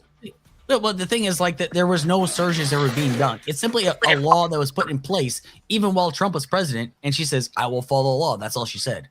I'll be right back, guys. So the women who had mastectomies as teenagers were now going back and suing the doctors. That's just our imagination. That didn't happen. They would have a hysterectomy, not a vasectomy. Men get vasectomies. Mastectomies. I'm not talking about hysterectomy. Okay, I thought you said vasectomies. Women who are told they were trans and wanted to become men and got mastectomies to remove their budding breasts, who then detransitioned. There are a small minority of people who have transitioned. A very small minority. We're not talking about a large population to begin with. So your point. Yeah, well, so you're talking about a small percentage of a small percentage. Yeah, correct. I'll let you guys continue. I will let you guys continue. I just want to bring up Zonia's comment. Says, Alex, can you talk more about us rural Americans? We deserve more attention. And Alex, I know that's a strong piece that you have and you stand on that square. So what I'm going to do, I'm going to just step away, go make a PB&J. Everyone's going to behave. Yes. Okay. Yes, ma'am. Yes, ma'am. Yes, everyone's going to behave. I'm not going to have to run down here. We'll go grab some pizza. Carney's going to grab some pizza. I'm going to grab a PB&J. Alex, I'll let you finish out your thoughts. Please be mindful Alex is leaving in less than 15 minutes, so let him get his talking points out at the very least. Alex, say your points and hurt my feelings. Go ahead. Hold on. Someone's got an echo. Mind yourself. My hard due out is going to be 2:30 now because, like, Zonia asked a very hard question because, like, here's the thing. I live in rural America, and I can definitely tell you that healthcare is exceedingly hard, especially for us out here in rural America. Because here's the thing, like if you go into like for example, in the state of Michigan, if I want to get good quality healthcare, you got to go out to Saginaw, and you have to understand something like that. Even then, like there are some services they cannot provide in that area. You got to go all the way down to Ann Arbor. Now, this is really, really hard. I'm not simply saying that you need to have the same adequate care. I'm simply saying the fact that, like, in rural America, you're not going to have the same adequate services here in this country that you are going to have in the urban centers, essentially. This is why it's so important, because we have to remember something. Farmers, people that work in the rural areas are just as essential, if not more essential, as the people in the urban care centers, because, like, we have to understand something. In the rural areas, they are the ones that, like, the farmers, the ones that do all the hard work, the people that pick the crops, essentially, and the people that do all the, like, the important infrastructure jobs, essentially. They need adequate healthcare as well, especially those, because, like, you have to remember something. They also have people that, like, have wives that give birth, essentially. If you don't have adequate healthcare, especially OBGYN clinics out there, it's going to make things more difficult. This is why I'm such a strong advocate to make sure that healthcare is affordable and accessible to everybody, especially in the rural areas. I'm a staunch believer in that. So let me know what everybody thinks about that. I don't think anything's stopping anybody from opening clinics in those areas.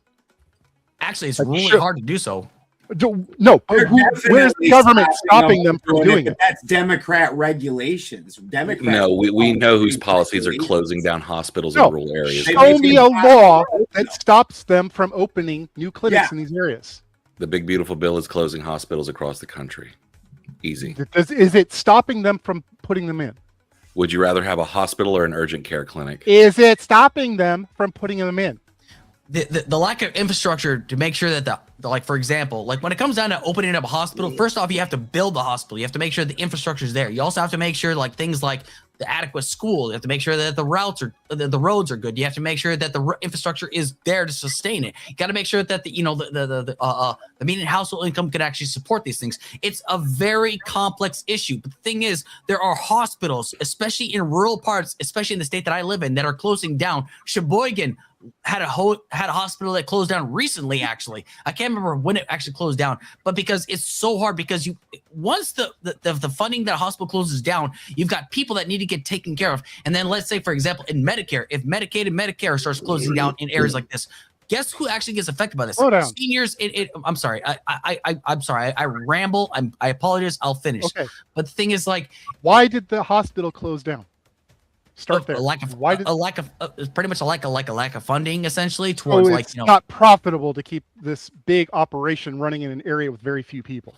It shouldn't be about profit, though. It should be about quality of life and care. It's a privately owned institution. Of course, plenty of funding until the government cut things. The thing is, like, healthcare should not be a private funding institute. It should not. Well, that's an opinion.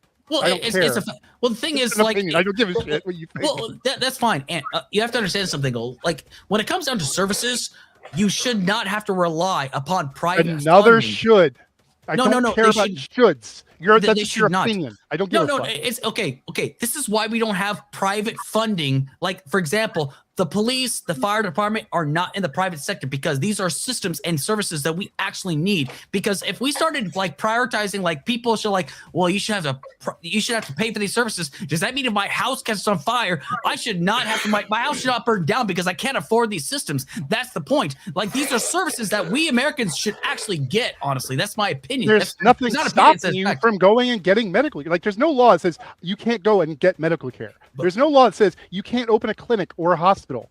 It's hard to open what if a policy shuts down a hospital and now you have to drive 3 hours to it? There is nothing legislative stopping anybody from doing these things. But you got to have the infrastructure. Cutting funding to a place stops it, doesn't it? That's not the responsibility of the government. That's the responsibility of the private sector. The private sector cannot get in the healthcare industry because it rips people off and it actually robs people blind. That why else do you think that, like, and like, here's the thing, like, even Sarah can verify this. Like what that guy Luigi did when he killed that fucking guy. I don't agree with what he did. I think it's terrible that he murdered that guy, but I get it because the private healthcare industry has ripped people off, like, where people actually die because they cannot get the healthcare coverage that they actually need. The private healthcare system is a fucking scam. It is a You're just going to smuggle in Luigi, even though I condemn him, even though you're not really condemning him. You're actually using him to say, look, they do these things because it's so expensive. Bullshit. I mean, he's just bringing up a point because of why Luigi did what he did. Health insurance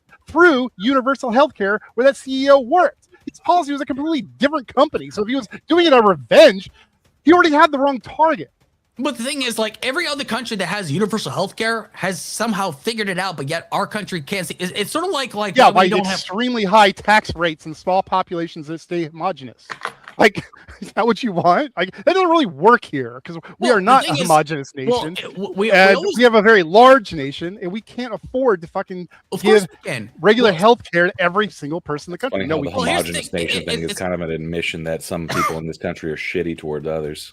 Yeah, well, here's the thing: is like that's we have true. Sort of like a certain group that's stealing money from us to send back to their home country. Well, here's the thing: we have no. We have to understand something. We have no problem giving tax cuts and tax write-offs to the top 1% that don't actually fucking need them, and actually making sure that the people actually pay most of the taxes. So they get a tax write-off. Well, you do realize that all the tax cuts have actually, like the 2017 tax cuts actually happened under Trump. You know what actually happened? No, you gotta understand something though, because like AT&T says it helped everybody. No, it didn't actually help anybody. It helped everybody. No, it increased. It helped everybody. It helped everybody. Dude, it helped everybody. My taxes. It helped everybody. It helped everybody. No, it did not. It increased my taxes. Everybody. I actually owed to the government because of the tax write-offs that he gave the top 1%. Actually, bullshit. It didn't. Oh, yeah, I'm lying. Post your 1040. Post your 1040. Post your 1040. Post your 1040. I'm sorry, I don't have that on my computer right now, but I'm simply telling you what I. Yeah, then shut the fuck up. Oh, shut the fuck up, dude. Seriously. Okay, you have to understand something though, because like this actually does affect the middle and lower class people, because the top 1% actually they get tax write-offs while we actually who? No, I am not going to cry because the people you're not going to cry. Half our tax burden get a little bit of a break from time to time. Dude, why are you defending the people that don't give a fuck about you? What are you Why? talking Why do you defend people that I don't give a fuck about them? It's like, why should I give a fuck about me? Because they are ripping you off. That's the point. No, they're not. The top 1% is trying to divide this country. That's the point. Oh, here we go. Put Yes, they tinfoil are. hats on, boys. Here we go. No, they are. The top 1% Yep. doesn't give a This fuck is about where the Top country. 1% are responsible for They are. They want up. you to fucking Please go suffer, to honestly. bed. Go to Oh, bed. and stop it. Look. Dude, you need to wake the fuck up, dude. They don't give a fuck. No, I'm about you. awake. I'm just not an idiot. Look. Oh. All right, never mind. Cheers, Sarah. Cheers to the peanut butter sandwich. I figure we could all use a little break. So I figure we'll just eat a sandwich for a second. What kind of jelly did you use? Concord grape. I got strawberry preserves. And Nutella. Ahimsa made me she gave me some of her homemade blackberry. Ooh. So good. But All right. Do you think they've cooled down? well, they haven't had any peanut butter and jelly, so maybe a little, but I'd give it back to them. The Hi, crowd Mama. demands entertainment. Mama's in chat. Hi, Mama. There she is. Mama, Jason cammed up earlier. Which she's like, what the hell? All right. Boys, I think you both calm down. Bring y'all back up. I figure everyone deserved a little peanut butter and jelly time. But my point was, if you're going to bring something up as an anecdote that you could actually show physical evidence of, then show the physical evidence. I don't care about your anecdote. What? You're going to claim you lost money on your taxes. I want to see it. I don't want you telling me. So he has to dox himself to prove a point Yes. to you. I guess I do. Well, he can block his stuff. He can block out all the PII. I don't need all the extraneous information. Like, How he can about the block out fact the that, sensitive information. you know, I'm not even done paying my taxes for this year. I'm fixing to have to write about another $200,000 check. And I've already cut, I'm top 5% in the nation. And I've already cut $100,000 check to the government already this year. I'm fixing to have to cut another $200,000 check. But no, I don't help the country at all when the bottom 50% only pays 3% of the taxes. But no, I mean, you know, they shouldn't have to pay anything. I should pay for everything that they get. No, that's not actually what I said whatsoever. That's actually not what I said. Because like you have to understand something, because like I was actually trying to make a point earlier, because like after the 2017 Trump tax cuts, actually, because AT&T actually complained, if we want to make ends meet, we actually have to like do a certain percentage to make sure we can actually pay our workers. You know what they actually ended up doing after they got their tax cuts? Actually, they actually cut 20% of their workforce to make ends meet, just to make sure that they can actually pay people a living wage, essentially. And to me, that's bullshit. So, Sarah, because you got a PB&J sandwich, I actually have some homemade jam that I can actually send your way. Do you really? I love the homemade shit. Yep, my wife actually makes homemade jam. She's got raspberry that grows, like wild berry that grows on her property, actually, if you want me to send you some. What? Oh my God, I'd love that. I would love that. I grow raspberries, blackberries. I'm not trying to kiss up to Sarah, but it's just like she's got a PB&J, so I thought I'd bring it up though, because like Sarah's a friend. You want a living wage, that's on you to find it. It's not on everybody else to provide it to you. You have to go and find something that makes you worthwhile to pay that well. Well, do you know what the average minimum wage right? You know what the average wage right now in the country? I don't care. I know you don't care, but I don't want to hear it. It's a simple question. It's less than $8. You know what? When in 2001, I worked. Are you gonna pull this shit up? Because if we're not, then what's the point of discussing it? Because we're gonna disagree on what the numbers are. Well, sir, right? You have to understand something, because like, so can you discuss this on principle, or you just want to? I am discussing it. If you would actually listen, though, because no, the thing is, like, you're trying to use stats that you're not going to show us, instead of just arguing the principle. Well, okay, I'm trying to argue the principle. The fact of the matter is, it's like, and leave numbers out of it. Okay, you don't need numbers to discuss a principle. So well, speaking of numbers, if you don't mind, gentlemen, Papa sends in over. It's CARNY'S side, so I at least want to respect the super chats that come in for him. Thanks, Papa. Papa says first trans surgery was in 2015 in Cali, Shiloh Heavenly Quine. So spin that. Any thoughts to that, real quick? That's incorrect. The John Money stuff happened long before 2015. Maybe in America, but also. Look into there's that movie The Danish Girl. That's about they actually convinced that man he was an artist, and they convinced him that they could do a uterus transplant and really make him full woman. And I think he ended up dying as a result of that. God. I mean, I'm guessing he means the U.S. because the first trans surgery, I'm pretty sure, was in Germany in like the 1930s because it was a big deal because Hitler, one of the first things that he burned was one of the first transsexual clinics in Berlin. This was before that. This was before that. The surgeon who did that for Germany had originally done the whole thing with the Danish girl. I'm gonna look it up right now because I can't remember the name, but there's a whole movie made about it.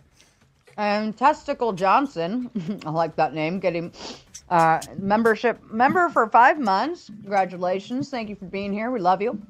And Papa says healthcare isn't like any other business and shouldn't be treated like such. When was the last time someone died waiting to get their oil changed? Good point.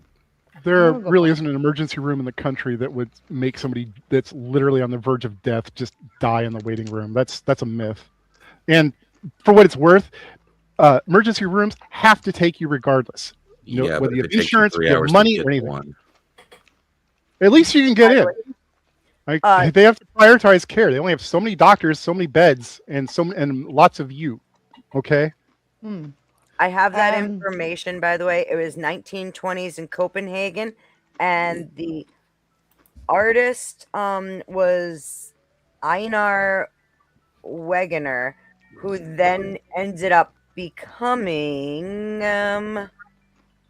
Lily Elby. Kazak spent $10 to boot. Alex, I'm going to hold that for 5 more minutes. How's that sound? I got 3 minutes, though. I'm going to hold that boot for 3 more minutes. And Papa says, prison gender affirming surgery taxpayers footed the bill for Alex, said it wasn't happening before Trump. That's incorrect. Alex? Can you name the person that actually got the surgery? Probably not to be private medical records. Exactly. If they are prisoners. That's my point, though. So we have to understand something, though. Like when it comes to so my point was earlier about like people that are going to get emergency care. Yes, they're going to get it, but the problem is, can they afford it? That's the problem.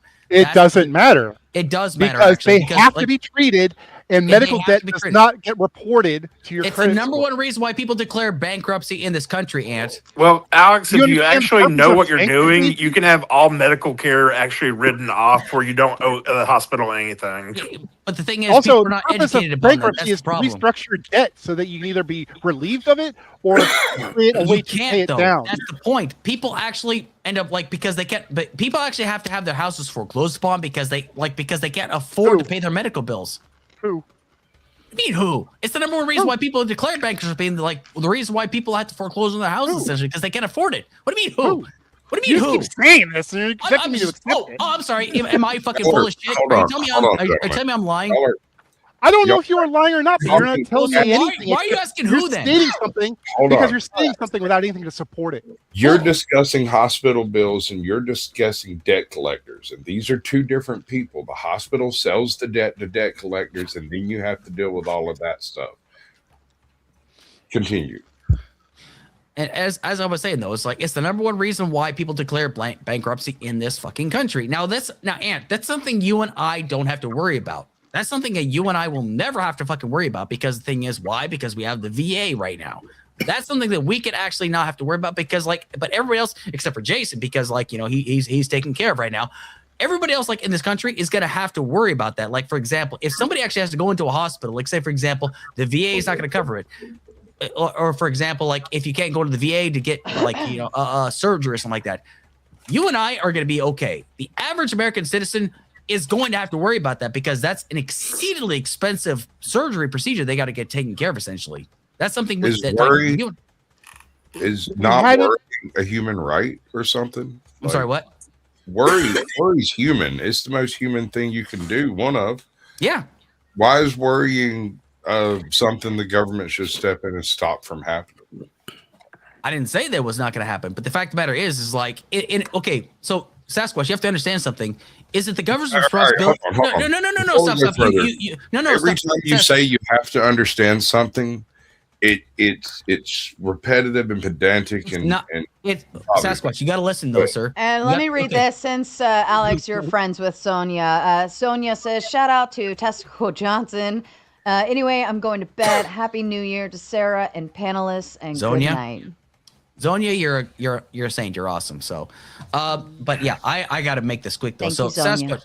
Sasquatch, you got to understand something though. Is it the government's responsibility, Yeah. like if a national crisis, like for example, a flood, is it the responsibility of the national government to come in and step in, like with FEMA, to take care of that crisis? Not if you have a Trump sign in your front yard. Apparently not. Okay, Jason, okay, that's not true that they were actually taking care of, but Sasquatch, what do you got? Dude, were you in the path of the hurricane? That's not what I asked though. But I was. Okay. I was on Sarah's panel the night that all that shit went down. So is it the responsibility of the government to actually come in and address the issue to fix that?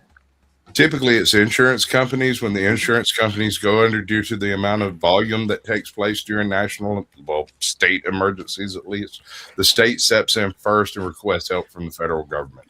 It's not often the federal government steps up and is like, hey, y'all need money. Here, have some. But in the event that that takes place, is it the responsibility of the government to actually make sure that you guys are provided for? Like, say, for example, if the state government says, yes, we need aid, do they actually step in and take care of it? Well, then that would be the state government's determination. Why? Okay, so if you stop paying taxes into, does that mean you need to be exempt for this? That means, like, for example, if you stop paying taxes into this, does that mean you should be exempt? You should be left to Where are suffer? you going? Where are you going? Skip to the end. I'm tired of being led down the garden path. Let's I'm asking you. It was a very simple question, sir. You say it's a simple question, but it takes you 10 minutes to ask it. I'm trying to get down to the grass back what it is. Sasquatch, I just finished, sir. Do I want Big Daddy government to help people who need help? Absolutely. Okay. Do I want them to just help everybody because they're freaking lazy? No. Do I just want no holds barred free Gibbs? Absolutely not. By lazy, do you mean poor? Our healthcare problems are a result of poor and lazy burden of healthcare costs onto the insurance companies, which they're never equipped or designed to absorb. Like, they were set up to absorb catastrophic losses, not regular everyday checkups and everything else. That stuff puts an immense burden on it. It's why health insurance has ballooned in cost, not to mention the ACA mandate that forced for a while everybody to get insurance or pay extra taxes. Like, what we need to do is divorce ourselves from this idea that we need healthcare for everybody, health insurance for everybody, and start working towards a way to make health care affordable, not health insurance. Which the if we didn't have health insurance, though, if we didn't have health insurance, we wouldn't have to be paying for all of these extra admins to do all of the administrative work, to submit the bills to the insurance, to send the appeals, to fight the. Like, I remember getting some information from my insurance and doctor's office, because the doctor's office was trying to put through a prescription that my daughter absolutely fucking needed, and the insurance was trying to be retarded about it, and they're like, no, and I watched the appeals, they send you all this paperwork and you see the appeals going, and it's like, holy shit, if we didn't have this fucking issue, we wouldn't have to worry about all this shit. But if the medicine wasn't a bazillion fucking dollars either, I wouldn't have to have the insurance going back and forth and asking permission if my doctor can prescribe my daughter with the medication she literally fucking needs. That's where PBMs come in. The second anyone tries to do that, you're going to scream free market. That's where PBMs come, though. And like Sarah, that's one of the things I brought up. I didn't get a chance to really clarify on that because everybody else want to talk about everything else. But PBMs is one of the most untalked about issues out there. PBMs, for people that don't know, is pharmacy benefit managers. Those are the people that actually decide how much your medication costs. And there are 3 companies out there that control 80% of the market right now. And they can actually control, for example, if you live in a small town like I do, and then say, for example, if CVS was to move into your bumfuck in the middle of nowhere, if CVS was to move in there right now, they can actually control the amount of prescription. And then, for example, your independent pharmacy that you actually go to right now, they can actually charge less, which could actually drive out the competitions from there. The independent pharmacies are actually going to become they're actually going to get driven out because they can't afford to do so, because CVS has the infrastructure to support it. This is why. As a guy who lives where there is socialized medicine, I'd like to let you guys know something. You still have to have private medical benefits for things like medication, dental, vision, all that. None of that is covered by the public medical here in Canada, right? And then the government gets to say, this is how many doctors can bill in these specific regions, and they can only bill this much. And then we have no doctors, and people did regularly over the last 5 to 10 years. Literally, there was a news report this past week that somebody died in the emergency room. People who advocate for socialized medicine have no idea what they're talking about. I have been through the medical system a lot. It is an atrocious travesty what has happened to our medical system here. You can't even imagine. And so for you guys to advocate for that, not even understanding how it works, that I not only get taxed 60+%, I also have to have private medical benefits, and you can't get a family doctor anywhere because they tell them where they're allowed to be. Now you can have private clinics. If I want to go for an MRI, I can either wait a year or two to do it at the hospital, or pay $1,000 and do it up front. That's what your socialized medicine does. Yet you will never find anybody that like actually lives in like the UK, in Canada, in Australia. If you ask them, would you rather have your healthcare coverage or US coverage? And they will say their country all the fucking time.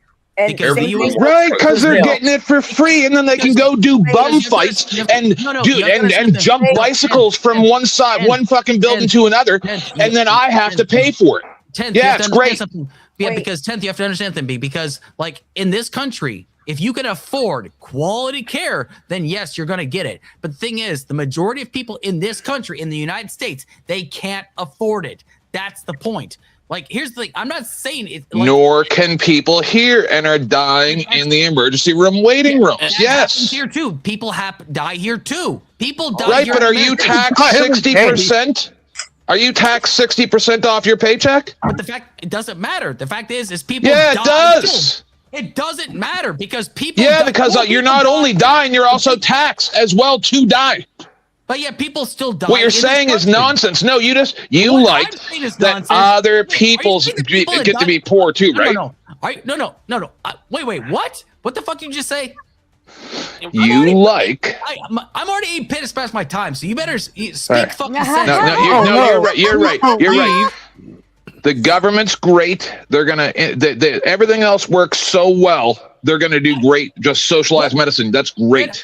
Papa says Shiloh Heavenly Quine was the prisoner taxpayers financed gender affirming surgery. Here's what he doesn't understand. He says all the people in Europe, love their healthcare and all that. If they're rich enough to fly over here, they fly over here and get the operation here, and then fly back to Europe. Right, because our doctors here suck. You have no dude. You have no idea. I do have an Papa idea, says employer-sponsored health insurance came about during World War II. Employers used it as a way to steal labor from other employers. War is a racket. Oh, yeah. Oh, that's a whole different topic, but I do not have the time to talk about that. No, not at all. I'll let you make your exit when you're ready. Whole night's worth of conversation. I definitely got to make my exit though. So I mean, I could talk about the whole night. So go ahead, Beth. I just wanted to point out, I'm not entirely sure, like, all the ins and outs of it, but I do know that Israel also has, like, essentially it's almost like a Medicaid for all.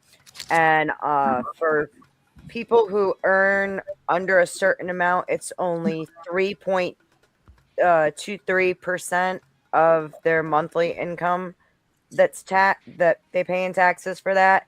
And over that, kind of like whatever the line is, I can't do the conversion. It's 5.17%. They also have communal military service, so it's kind of like the VA. They take care of all their veterans, and that's their free health care. Well, because we help them actually. They also got the U.S. sending billions of dollars every year. The way that they have like a Medicaid for all there. Okay, and you can get additional health insurance if you want better health insurance. I'm all for never giving another country a dime of our money and just keeping it here and taking care of our citizens. Yeah, I agree. Oh, that's another topic. Holy shit. That's another topic I could talk about like Alex, all day. you know, it's so funny because I didn't want to put together a Throwdown Thursday tonight, given the holiday and everything. But I think you have single-handedly turned this into one because it's literally. Hey, you made me lots of It money. has literally been 9 versus 1 all night. All night. So kudos to you, sir. I mean, you really came on and turned the show into something totally amazing. So thank you. Well, actually, let's thank everybody that actually contributed money toward this because I had nothing to do with it. I just was myself, but everybody else contributed money. So the big thanks goes out to them essentially. So, but I'm just glad that you always bring me on. Alex, can I say something to you? Actually, I real don't know quick. why I wouldn't. You've always been so kind to me on screen. You're a good and person. off screen. Yeah. Sarah, you're a good person. I respect you. I think. Alex, can I say something to you real Go ahead, quick? Jason. I'm actually glad you stuck around because the more now that you've calmed down, I've calmed down, you can actually have a reasonable discussion. But when we're both heated, nothing's going to get accomplished because I'm a bull in a china shop and so are you. Yeah. And here's the thing, like, the thing is, like, Jason, like, so I don't want to bring the drama into this, but like, the reason I blocked you is because, like, I just like felt like we were getting nowhere, so that's why I did. But I'll unblock you from now on. So anyway, Fourth says, Alex, if you're getting tired, I'll pay to give you a rest. Now I'm doing Jason's end. He might pay up. He might pay up Jesus, to punish you. me. Punish me, Daddy. Oh, Jesus Christ. Oh, Jesus. That is. Oh my God. But anyway, I definitely got to make my exit because, like, I'm almost 15 minutes past. So. Well, we will give you the full floor. Everybody else will shut up while you talk. So anyway, I would just want to thank everybody for the contribution to this discussion. I always appreciate a spirited debate. I am never going to back down. I stand by my principles. I'm all about it. Like, listen, I'm not out here to change anybody's minds. I stand based upon what I believe in. If you still believe in, if you're not convinced, that's fine. Go for it. If you hate me, tell me how much you fucking hate me. Contribute money to Sarah because she deserves it. Okay. That's really important. Continue to support the channel. That is really important. But if you want to find me, I don't really stream much anymore, but I'm going to try to get into it essentially. But I got a TikTok, I got YouTube. It's just the Alex Kirsch Project. That's where you find me essentially. But anyway, I want to thank everybody for having a great night, and hopefully I'll see everybody in the future. Thank you so much. Take care. Thank you, Alex. Good night, Alex. You've Take been care, on everybody. See ya. Sleep well. the Will conversation. do. Always. I feel smarter. Did IQs just rise sharply? You guys kill me. Well, we are in DGen Power Hour, so we could get back to topics or we can go into DGen mode. It's totally up to you guys. I want to Go talk ahead. about Candace Owens because I've been watching your shows about that. Yeah, absolutely. Where I after her talk with Erica Erica Kirk. Erica Kirk. Yeah. Yep. And then she kept going after that, and I was like, okay, I'm done. So why don't you catch us up, 10th? No, I just want to know, because she showed all the texts, right? She showed that he said that they were going to unalive him. Like, every time they accuse her of lying, she proves that she's telling the truth. Mm-hmm. So, what I want to know is, does anybody here actually believe that the guy who's never, well, I only watch his arraignment, but that he wasn't drugged during that arraignment when he didn't even have a lawyer? Oh, he was totally drugged. What? Seriously? Yeah. I didn't watch it. Yeah. Oh, I don't sent buy you the link for it. I'll send you a breakdown of it. It's really interesting. This might have been. I'm not going to during- believe Fuentes just because he puts on blackface and drag. Fuentes. This is wild to watch from the outside as a left winger who's kind of just watching a bunch of right wingers talk about this. Like, to me, this is like kind of like the logical end of you guys like accepting conspiracy world wholeheartedly for years and years now. Every one of your media personalities has become Alex Jones now. And you're all it's all talking past each other, and it's impossible to know who's just grifting or who genuinely believes the crazy shit. But Like they're a from back television here, I'm like, personality, there's an obvious shooter who was obviously caught on camera doing the obvious thing, and everyone's like, "But did the Israelis program him with secret mind control drugs?" I don't I'm think like, that "Oh, happened. That's effigy. To be fair, that is a very small but vocal minority. That's not like the entire right lining up the right behind has that been narrative. led by a vocal minority for a decade now, That's and this not is true. this is the Because logical that doesn't way. happen with the left. No, totally, yeah, no. But right now, Politics it's is not led by happening to the left; it's happening to the right. crazed vocal minority. Politics is led by the crazed vocal minority. Period. Yeah, the loudest groups. But who here thinks it was actually not the or it was the kid, but it was something else behind it? Is that what you guys are saying, or do you think it was the kid was just a patsy? I think there's like some almost people? a zero chance he didn't have an FBI handler. I don't buy Correct. that. I'd have to see, I believe like, that. Yep. something that Beth, actually can you backs drop that up. that link back in the private chat and we can bring it up? Like what the FBI handler pushed him into doing? Who knows? No, hold on. How come? Have an FBI handler. How come we were told by all these law enforcement agencies? I know it's not the same guy, but the guy who took the pew pew for Trump. We're told he didn't even have any social media, and then we find out yes he did because Tucker showed it, right? And the FBI knew about this guy. So this is what I mean. Is anybody who's going to go, oh no, everything's just as it appears? They're lying right to our face. I will admit I feel that there is some weird shit about the shooting, but I mean, you guys might not agree with what I think, but I think to me one of the weirdest things is the text logs they've released. My son is the same age as this kid, and let me tell you, kids who are perpetually online do not sound like that when they talk, especially gamers who are. I agree with that. Yeah, those messages didn't make any sense. It was really weird. If you can't, Beth, I can just email it to myself. I got it coming right now.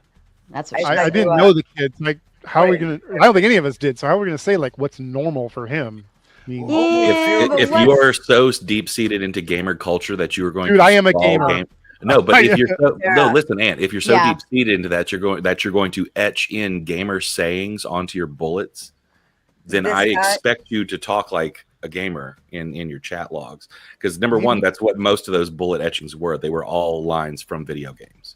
Most of them. So this guy, Sarah, whose link I just sent you for this breakdown, also broke down Erica Kirk's body language and the way she spoke and all of that kind of stuff at different times. This guy's really interesting. I like this channel. Reading body language is so imprecise, though. I agree with that. It can be hit or miss.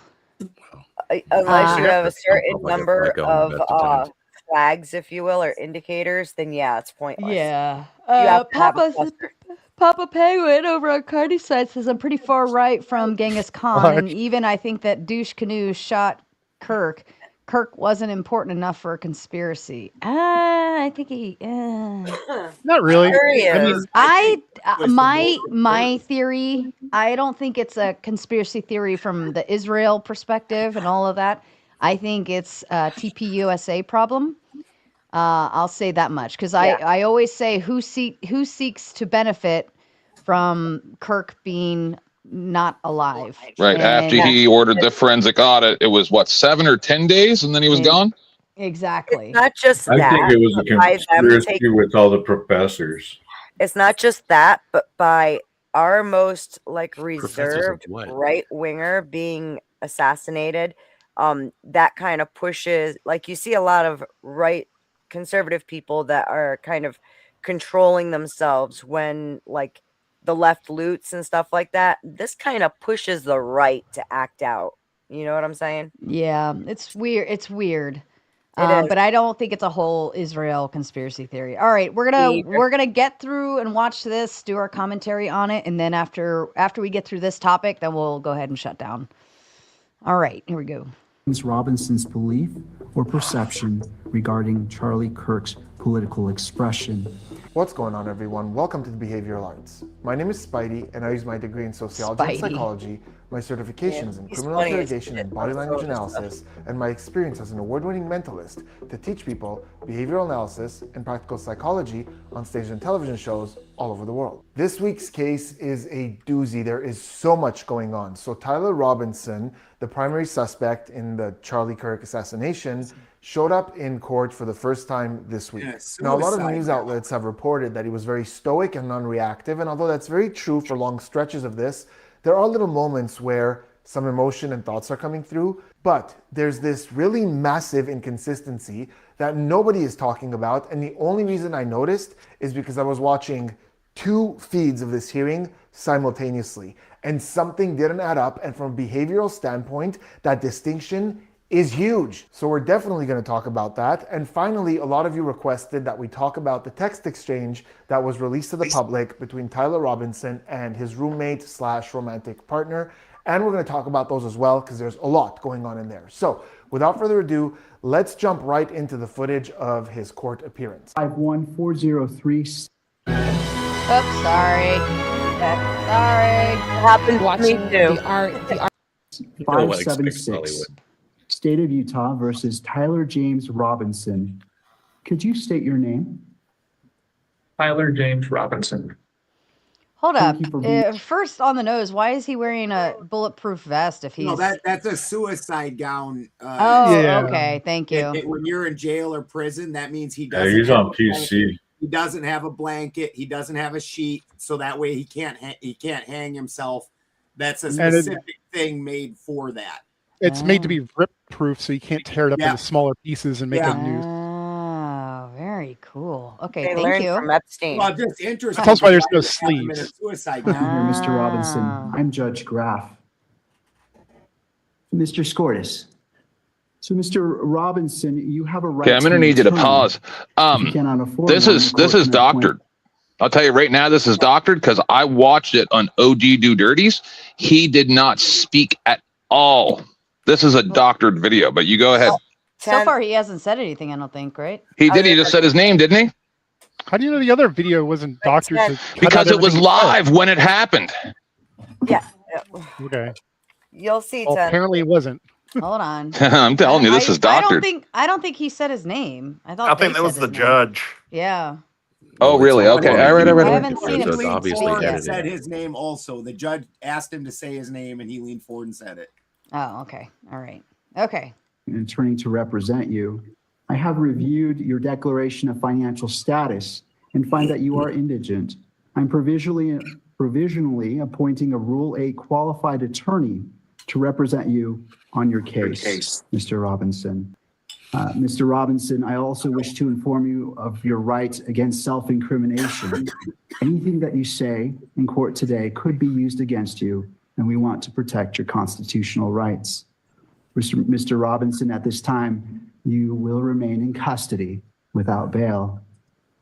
Mr. Scortis, is there any other points that you wish to address? No, thank you very much, Your Honor. There are quite a few moments in this first clip where he is giving away quite a bit. The first one is when the judge says, "Thank you for being here. I'm Judge Graff." And we get a baseline for his acknowledgement. So when he acknowledges, we get this one downward pop with the chin like this. This is something that he's going to do throughout his appearance whenever something is said directly to him and he acknowledges it. And there are a couple of very important details here. One, it's just one pop downwards. That's very important. The chin goes down. Second, he maintains eye contact. So it looks exactly like that. Immediately after the introductions, when things are about to get started, we see him open his mouth, which is rare, and we see him take a deep breath that moves up into the chest. We know that because we see a visible breath. And this usually happens when we're stressed, feeling anxiety, and that makes perfect sense here. The introductions are done. We're about to begin. Here we go. When the judge says to him that he has right to an attorney, again, we get that exact same baseline acknowledgement. Chin down, eye contact, one pop. This is exactly what he does when he goes, "Okay, I understand." Immediately after that, as the judge is saying what would happen if he can't afford one, if you cannot afford one, we see his eyes slowly going downwards and his eyelids even close just a little bit. So everything is shifting down. Now, as a general rule in body language, when we're excited or happy, things go up. We call these gravity-defying gestures, and it's even in the language, right? I'm jumping for joy. I'm on cloud 9. I'm in the clouds. These are all positive things. And when someone's in a negative mood, we use language that goes the other way, downwards. He's feeling down, he's feeling low, and we see it in the body language as well. Research has shown that we perk up with happiness, we take up more space as well, and with sadness we take up less space and things come downwards. So as he's talking about not being able to afford an attorney, we start to see these negative emotions setting in. Things are coming down. Now here's where things get really interesting, especially because we've established a baseline for acknowledgement. When the judge says, I've reviewed your declaration of financial status, again we get that same acknowledgement. One pop downward, eye contact maintained. But as the judge goes on to say that he's going to appoint a lawyer to him, we again see a nod, but it's very different from the acknowledgement nod. This time, the chin goes upwards like this, and we see an eye block, which is a very slow blink as he comes back down. So this is a subtle difference, but for someone who typically... Ooh, I heard about the eye block thing. Yeah. I forget where I was watching it, but that eye block thing was a big deal when... like somebody says something that we want to deny or that we like don't want to acknowledge, and you're like make or it even stop. Or even if you're saying something that you don't want to acknowledge, yeah, yes, you'll look away. You can't make eye, whether you close your eyes or you put your hand over your face, yes, or your head down. Yeah, it's like shame. Interesting. I'll just downwards while maintaining eye contact. This time we have pretty much the opposite of that. Chin's going up as we're blocking the eyes. So the research on eye blocking is really fascinating because it shows that we're born with the reflex of doing this. Even children who are born blind eye block in certain moments. And it happens in one of two cases. So think of the eyelids as the garage doors to your thoughts, and either we're trying to keep them in or not let them come in. So you might see it if somebody's experiencing something really happy or great news. They might close their eyes as they're celebrating because they want to hold on to this emotion. Or when someone gets bad news, you might see it because they just don't want to deal with it. They don't want to focus on this thing. Before we put it all together, let's talk about the chin going upwards. So this could mean a lot of things depending on context.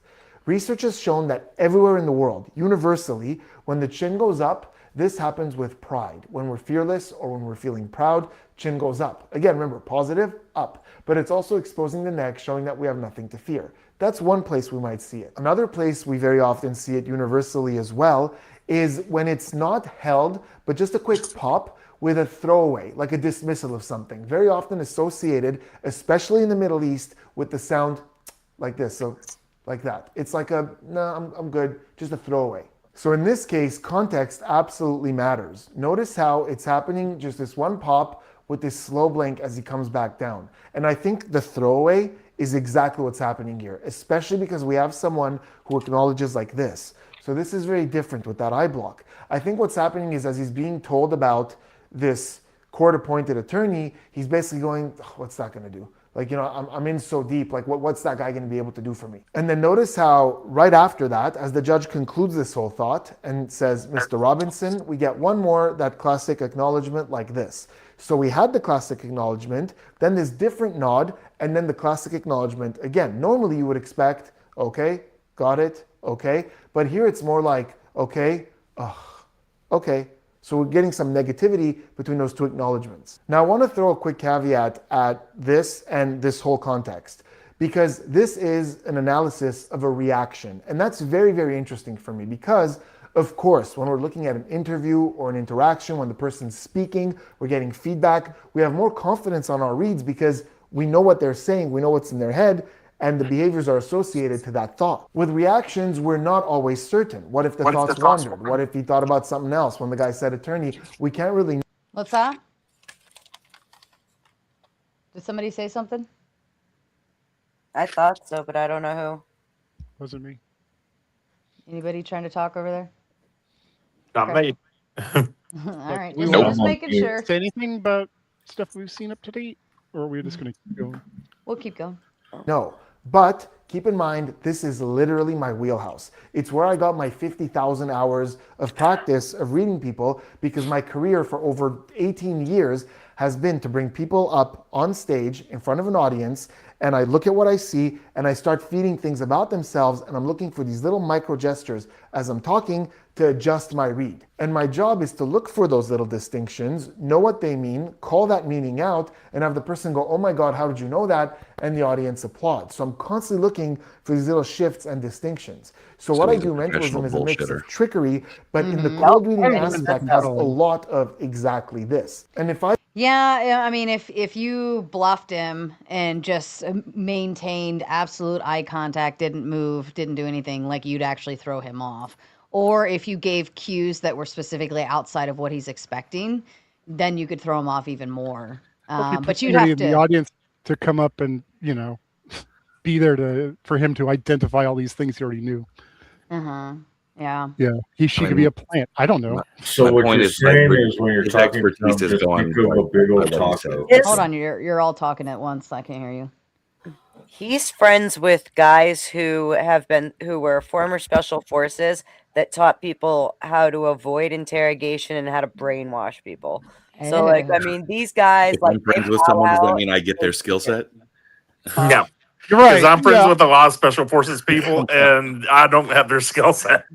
I worked for 6 months on a Navy SEAL fob. I would never identify If as you a would have Navy given me a guy whose job is behavioral analysis for like the FBI or some shit like that, I would put some credence. But then the guy's like, I'm a professional mentalist. I'm like, okay.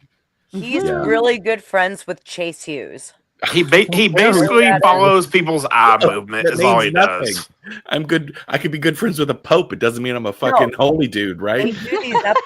They do these episodes together where they trade secrets. I don't and they care. talk about how they do this stuff. That's all I'm saying.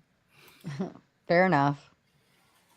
I saw this in a real world context when I'm doing a reading, someone acknowledging along like this, and then I say something and I get this slow blink with this upwards nod, I would go immediately towards conflict or negativity.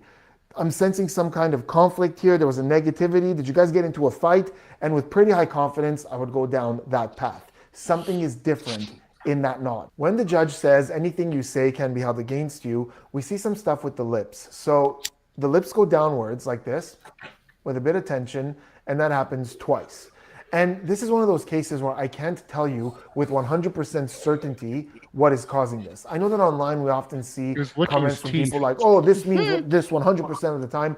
That's just not how behavioral analysis works. And this is a very ambiguous gesture. Could it be that he's cleaning his teeth? It's possible. There's a family of gestures that are called adapters, pacifiers, manipulators. There's a lot of different names for them in the research, but they're massage-like gestures that we do to adapt to stress. So it could be with the arms, the hands, the face, and yes, sometimes we do with the mouth as well to alleviate some of that tension. But tension in the lips is also very common with withheld opinion. Like, is there something here that he wants to say, but the judge is saying, don't say anything because it might incriminate you, so he's kind of holding something in. That's why we're seeing that. There are a lot of possibilities. It's just an interesting note that we're getting this lip activity around that thought. But immediately following that, the judge says, we want to protect your constitutional rights. And we see from him upward nods again. And I say nods because it's this bit of a bobble. It's not just this one like this. Very often he does these one pops. Here it's this upwards like this. Yes. And I think, again, it's going upwards because there's a little bit of an element of dismissiveness to this. Like, yeah, sure, you want to protect my rights. What's that?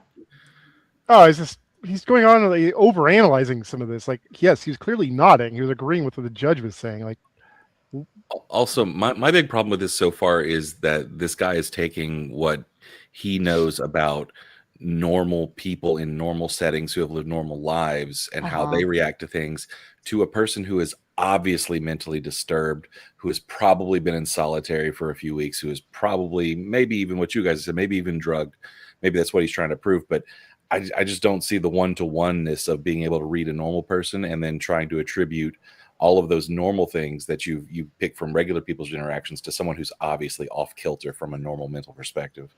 Also, it's sitting in a pressure cooker, like being under that kind of scrutiny by the judge and all that, with all the charges and stuff out there that you're being accused of. Like, the amount of stress that kid is under at that instant is phenomenal. Like, I would never wish that on anybody.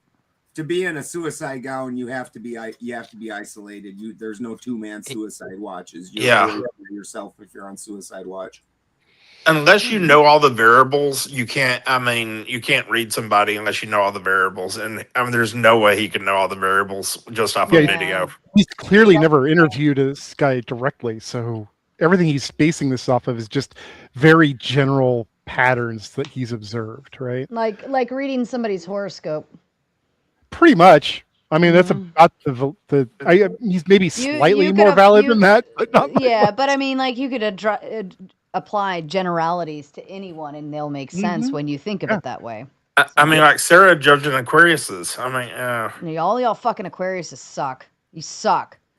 You hear me? You love us. That's what we're doing here. That's what We can't help that Taurus and is then hate notice wishy-washy that people. almost this exact same upwards bobble happens when the judge says that he's going to be held in custody without bail. So it's unlikely that he knew that before this moment. The judge is probably announcing it. It's possible that, whoever's representing him was privy to this information. But regardless of that, upon hearing it, we see again that upwards nod like this twice, and this time it's followed with a hard swallow. So again, it's connected to a negative thought. But basically, we keep seeing how in moments of actual acknowledgement, it's just that. What's that?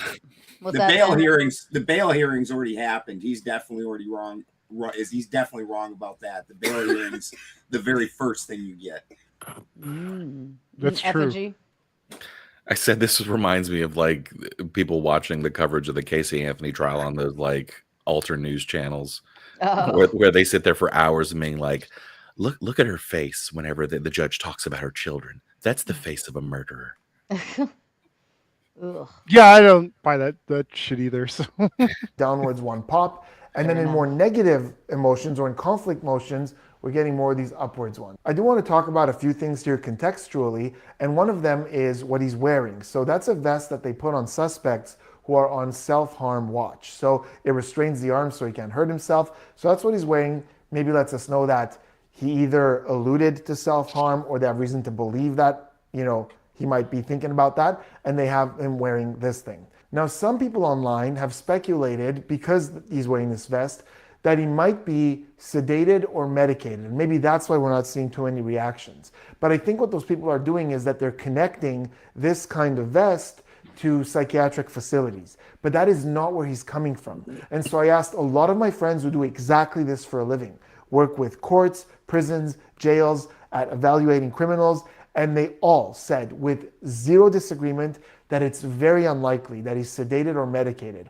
First and foremost, because he hasn't been evaluated psychologically and he's not in some kind of psychiatric hospital. Secondly, and this is huge, it opens the door for mistrial or an appeal. If somehow there's an adverse effect, he reacts, something happens, they could blame it on the medication and throw the whole case out. And that's a really slippery slope. There is very little reason to believe that he is medicated or sedated. And that's not coming from me, that's coming from friends of mine that I asked who would really know this kind of thing. Now we're going to move on and look at his reactions to some of the details of this case that are giving us quite a bit of information and this huge inconsistency in the way that this was reported that is so frustrating. But before we do me a huge favor, hit that subscribe button. Don't forget to On for more subscribe. behavioral analysis and practical psychology content. And do me a huge favor and take a second to like this video because it really helps. Donate to Raging Tomato, please. A pretrial protective order on behalf of Erica Kirk. We would ask the court to review that. It should be in your queue, Your Honor, and sign that. Thank you. I have reviewed the pretrial protective order and will be issuing this pretrial protective order in favor of Erica Kirk. Is there any other business that we need to address today? Is that like a protective order so he can't be around her, call her, anything like that? Yeah, basically. He can't write letters, no contact type thing. Yeah. Okay. All right. I mean, it would make sense why they would automatically add that in. So, okay. Counsel. Just for the court's information, we did file just recently within the last few minutes a notice of intent to seek the death penalty that was filed by Utah County Attorney Jeff Gray. So that should be in the court's file. Okay, so this one's going to be quick, but notice what happens with his eyes when Erica Kirk is brought up. That is Charlie Kirk's wife, now widow.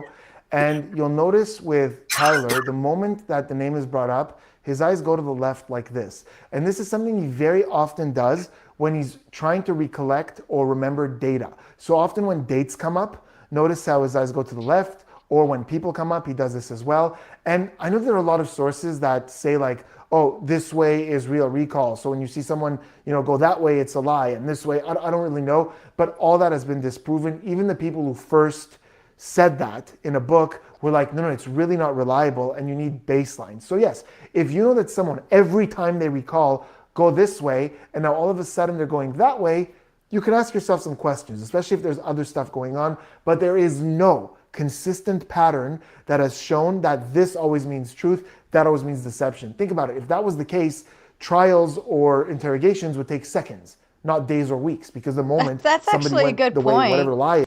It's actually a good point. Like if it was so consistent and reliable, we could actually just apply it.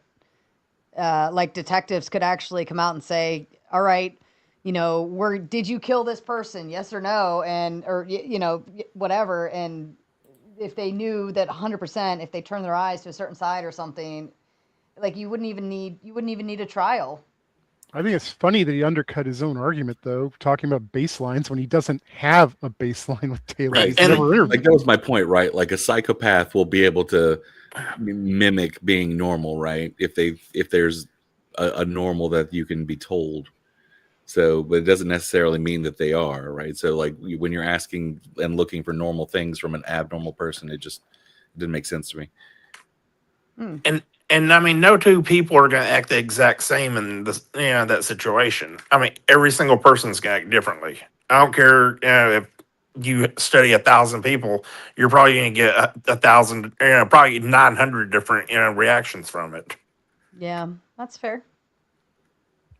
That's it. They're lying. End of story. Now, in this case, immediately after that, after this left movement, he comes back for a little bit, and then the eyes go downwards like this. And again, this is associated to some kind of negative emotion. And it's a really good example here of an emotion, but again, not being 100% sure what that emotion is connected to because he's not talking. So we don't know exactly what's in his head.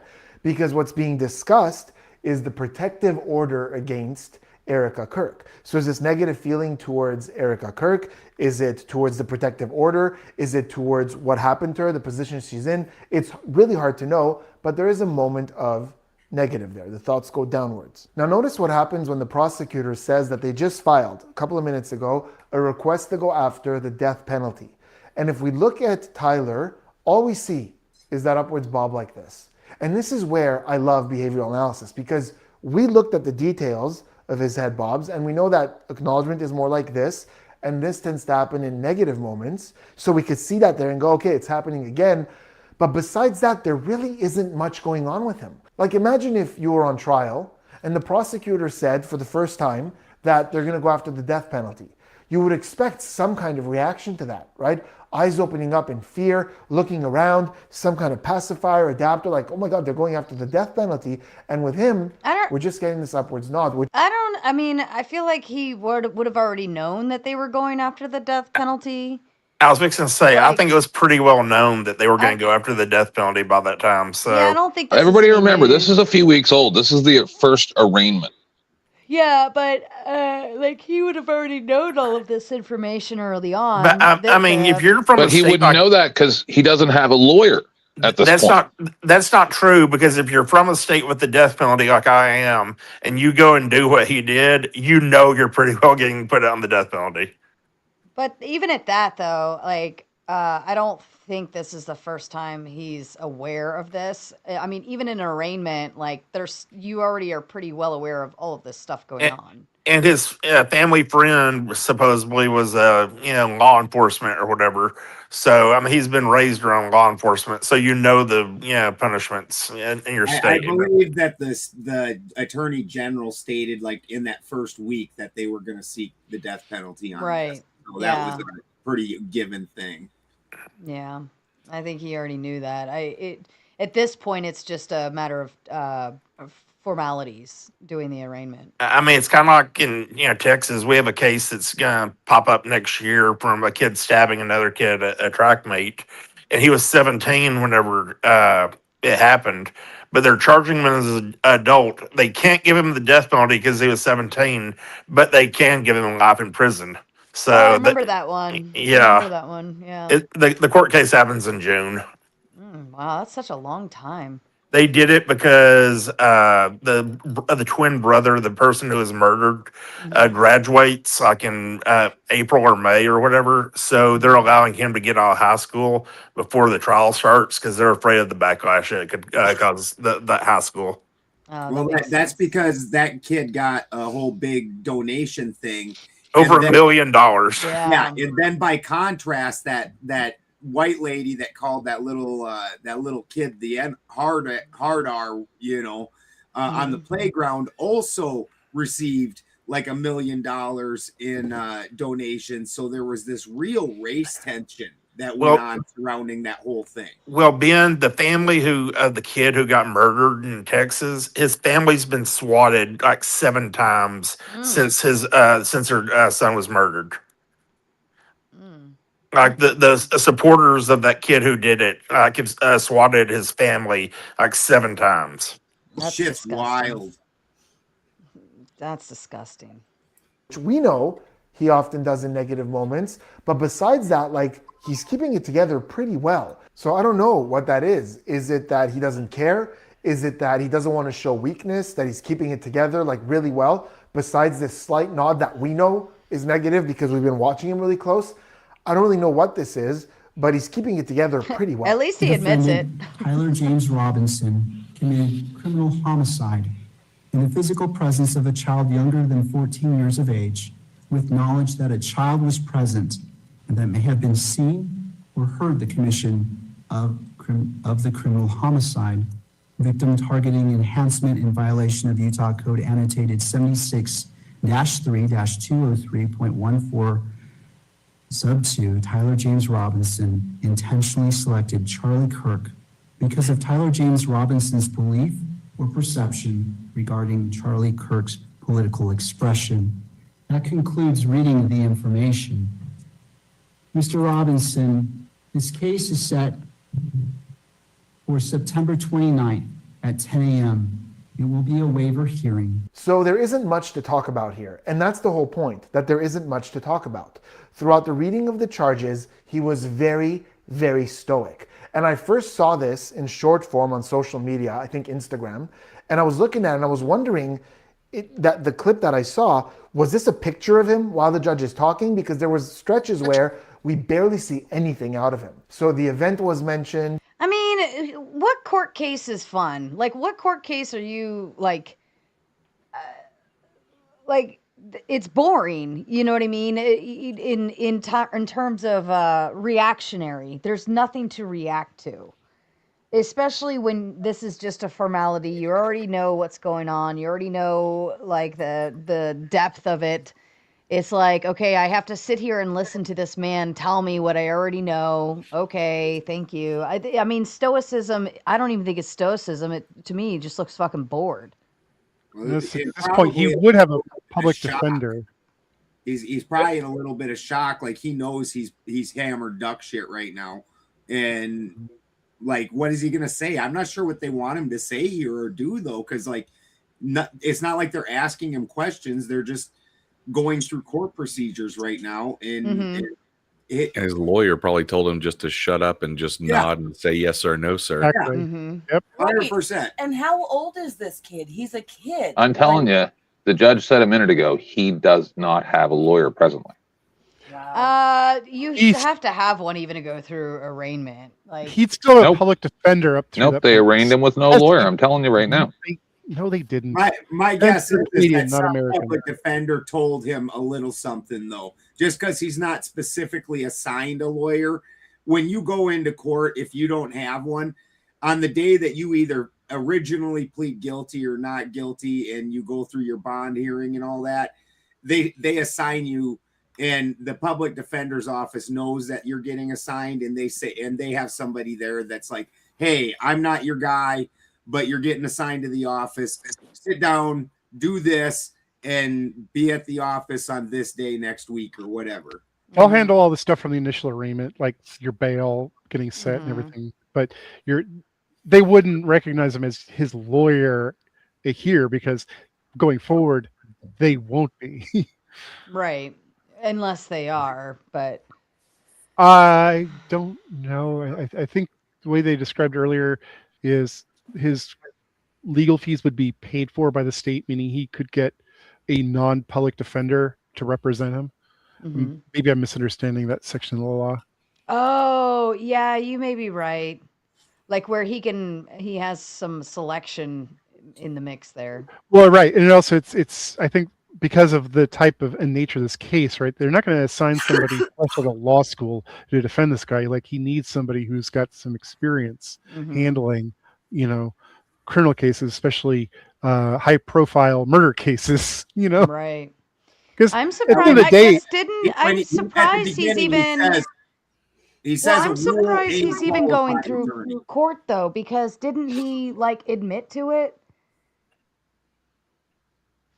Isn't that why we're all here? Because he pled guilty, or not pled guilty, but he turned himself in. He didn't turn himself in. His dad turned him in. Yeah, but why would they even have a court case?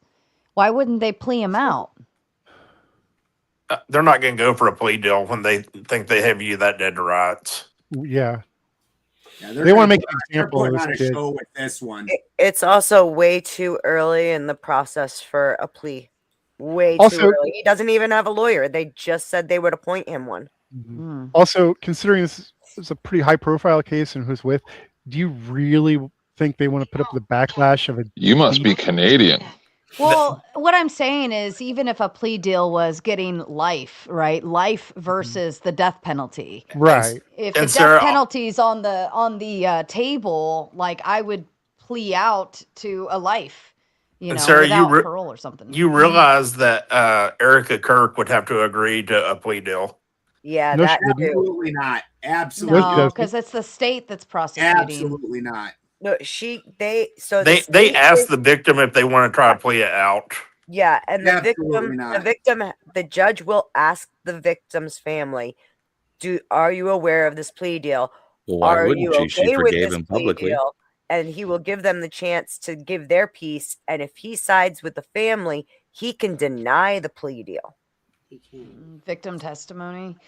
It's what do they call it? Impact statement. Yes. They give But an the impact statements don't always. That's on sentencing. If there's a plea deal, the judge talks to the family first before he'll accept it.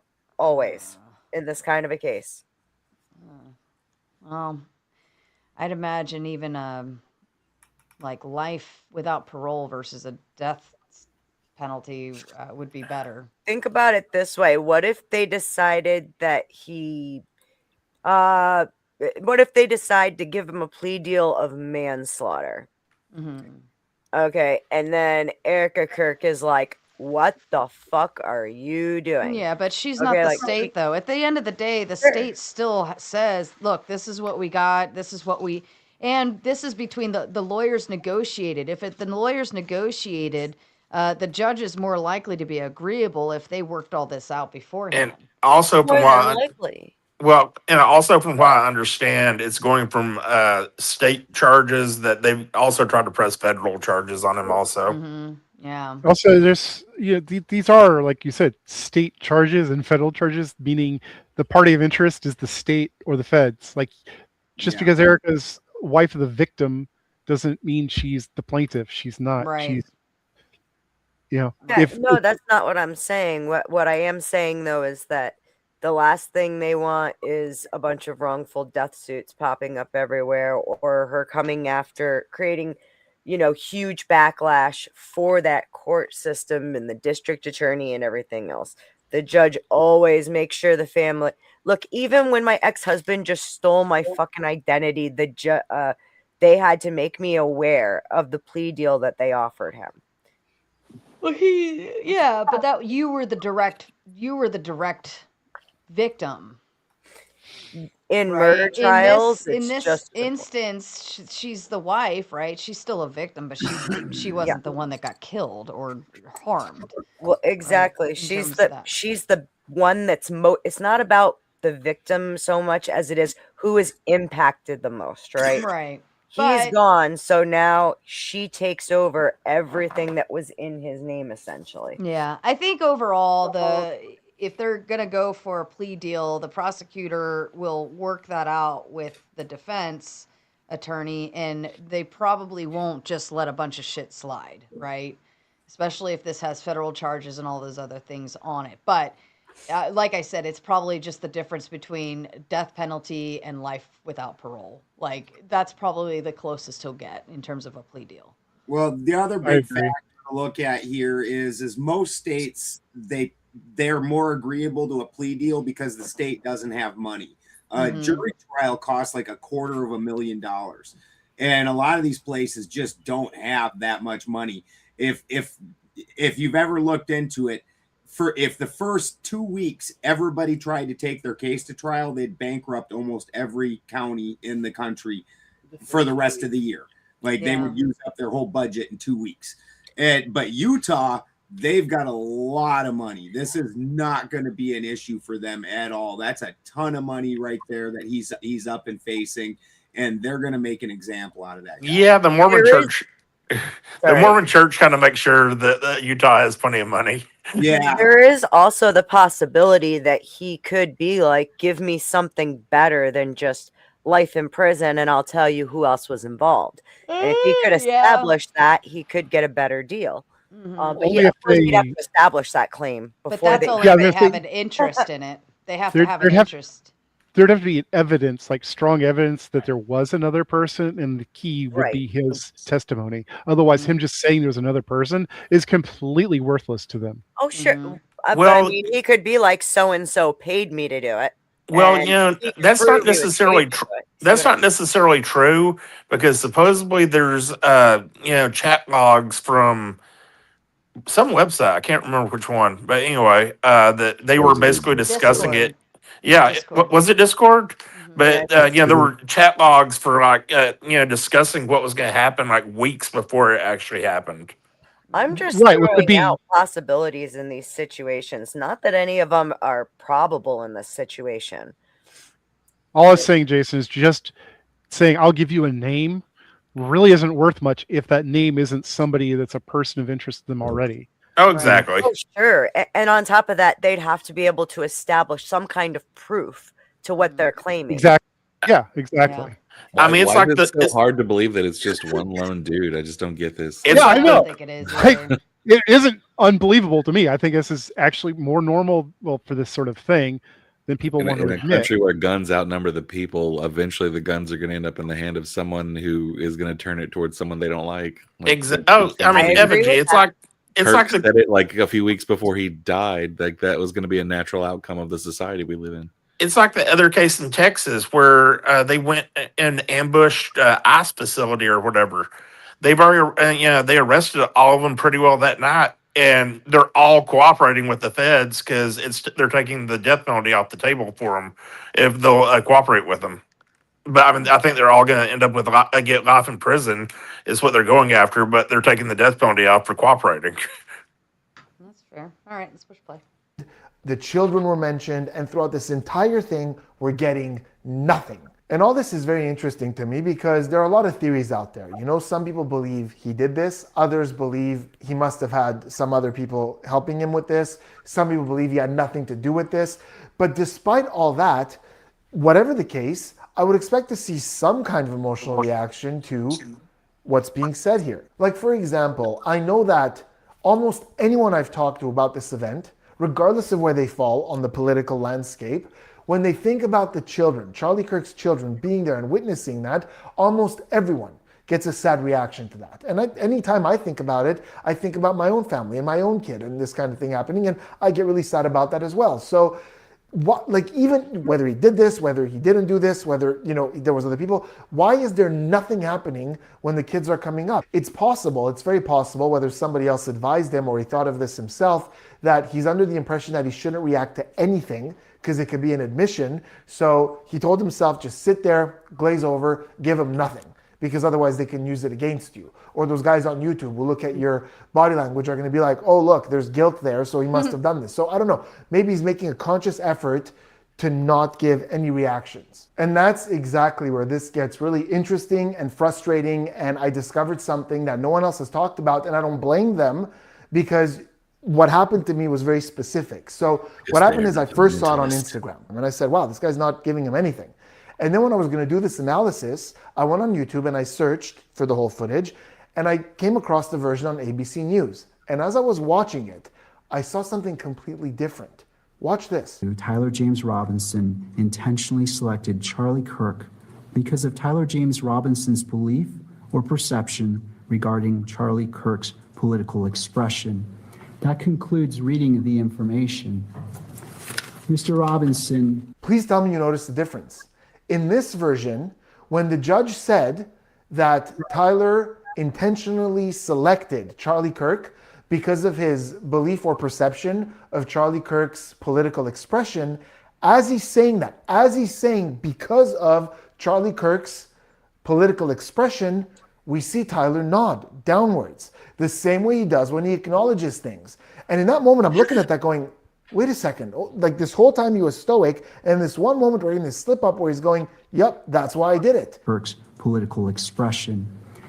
But there was a little voice in my head that was like, wait a second, I saw this on Instagram earlier, and he never acknowledged anything. I was looking specifically for that, so there's no way I would have missed that. So I took both clips. I took the ABC News one that I was watching that has tons of views online, and then I compared it directly to another one that I found that was from a news source in Salt Lake City, and I synced up the audio to where the judge is saying the same thing.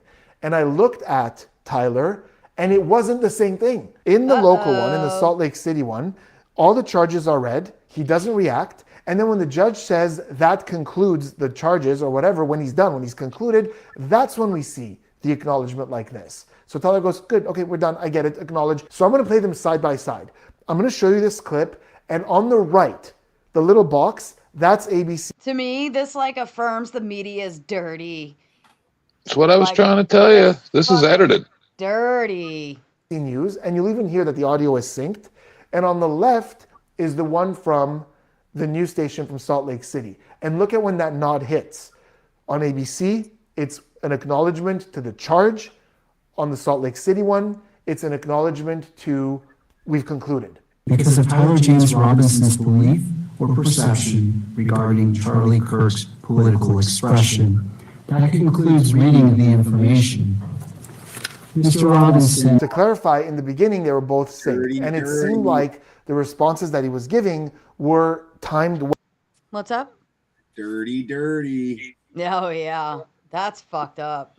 Something ain't right. Well, with what was being said. And then at this moment, I realized that the clips were out of sync. So I'm watching one of them, and I'm watching him not react throughout and only react when it's done to acknowledge, okay, we're done. And that one, by the way, is on a network called KUTV2 News. That's in Salt Lake City. But then on ABC News, one of the biggest news platforms of the country, I'm seeing this report that's been seen by tons of people out there. And when he's being told, when the judge is saying the motive for having done this, which is political expression, we're seeing an acknowledgement. And listen, you don't need to be a body language analyst to see that acknowledgement, right? The judge is saying that Tyler specifically chose Charlie Kirk because of his political beliefs. You're seeing the guy in that moment acknowledge it like this, the way he's acknowledged other things before. Seriously, what are we doing here? 20 minutes of body shit to tell us the video was edited. Right. I was like, we could have skipped all the body language bullshit just gone and just right said the to that. fucking video was edited. Yeah, court footage of Charlie Kirk's assassination doesn't add up. Tyler Robinson body language exposed. Like, actually, it's just video. No, news. This should be news media edits Tyler Robinson's footage, or something. Like, that should be the main. I'm surprised he's not bringing in gematria. It looked like it was filmed on Oh my God, I will fucking a unalive potato you. from the 17th century. Everything is choppy. Everything is laggy. So what I did is I looked at both clips and tried to listen and look at the judge to see which one is more synced with his audio. And you weren't in there both looking cases, at the it was, original. again, How would super you laggy, know? pixelated, choppy. Yeah, I mean, yeah. Like, what are you basing what normal is? You have two different clips. You don't know which one's normal and which one Yeah, isn't. which one is synced, which one's not. Yeah. But it does seem like the one on KUTV makes a little more sense. With the way that the judge is moving when he's speaking and the way like he puts the papers down, it looks like it makes a little bit more sense and lines up with him finishing and Tyler just acknowledging that that concludes the charges. But I have no way of knowing that for sure. I don't know where that lie came from. And even if the judge seems synced, how do I know for sure that the feed that we're getting from Tyler is at the right time? Who's to say which of the two got it right? When you have two news outlets playing the same audio, the same footage, but the guy who's on trial in one of the most high-profile cases right now in all of America, and we can't see what the guy's reaction is. Why are we even filming this? All right, thanks for listening to my rant. I hope some of you connect with why this frustrates me as much as it does, especially considering what I do for a living. But overall, we have someone where we're getting these little bits in the beginning of acknowledgement versus more negative or throwaway feelings.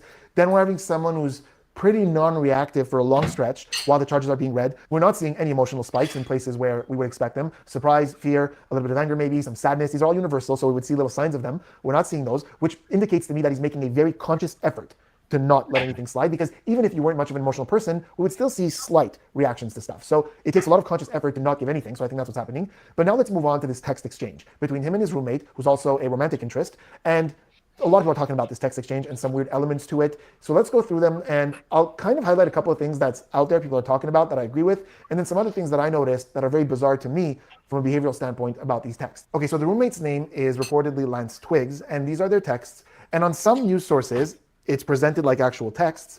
And then on other sources, it's almost like it's retranscribed into a conversation. And there are signs there that there have been some modifications, which we'll talk about in a second.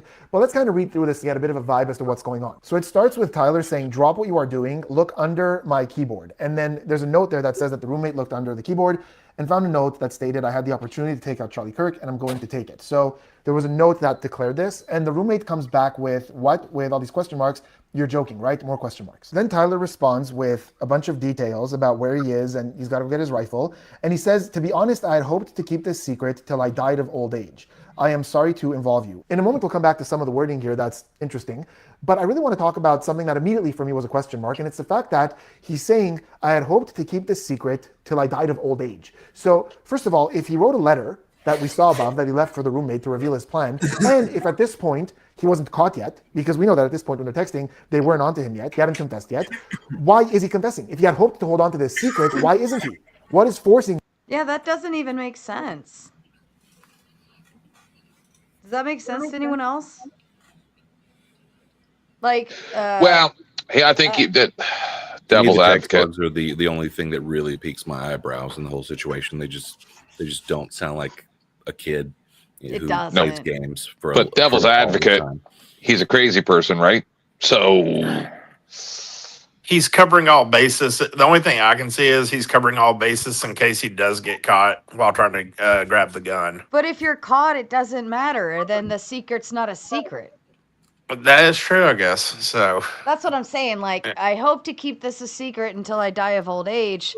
Then, like, I thought it said I hope to keep, or like, I hoped to keep this a secret until old. Yeah. Right. So that's saying he was hoping, but there's a chance it might not, be kept a secret. But he didn't text his buddy.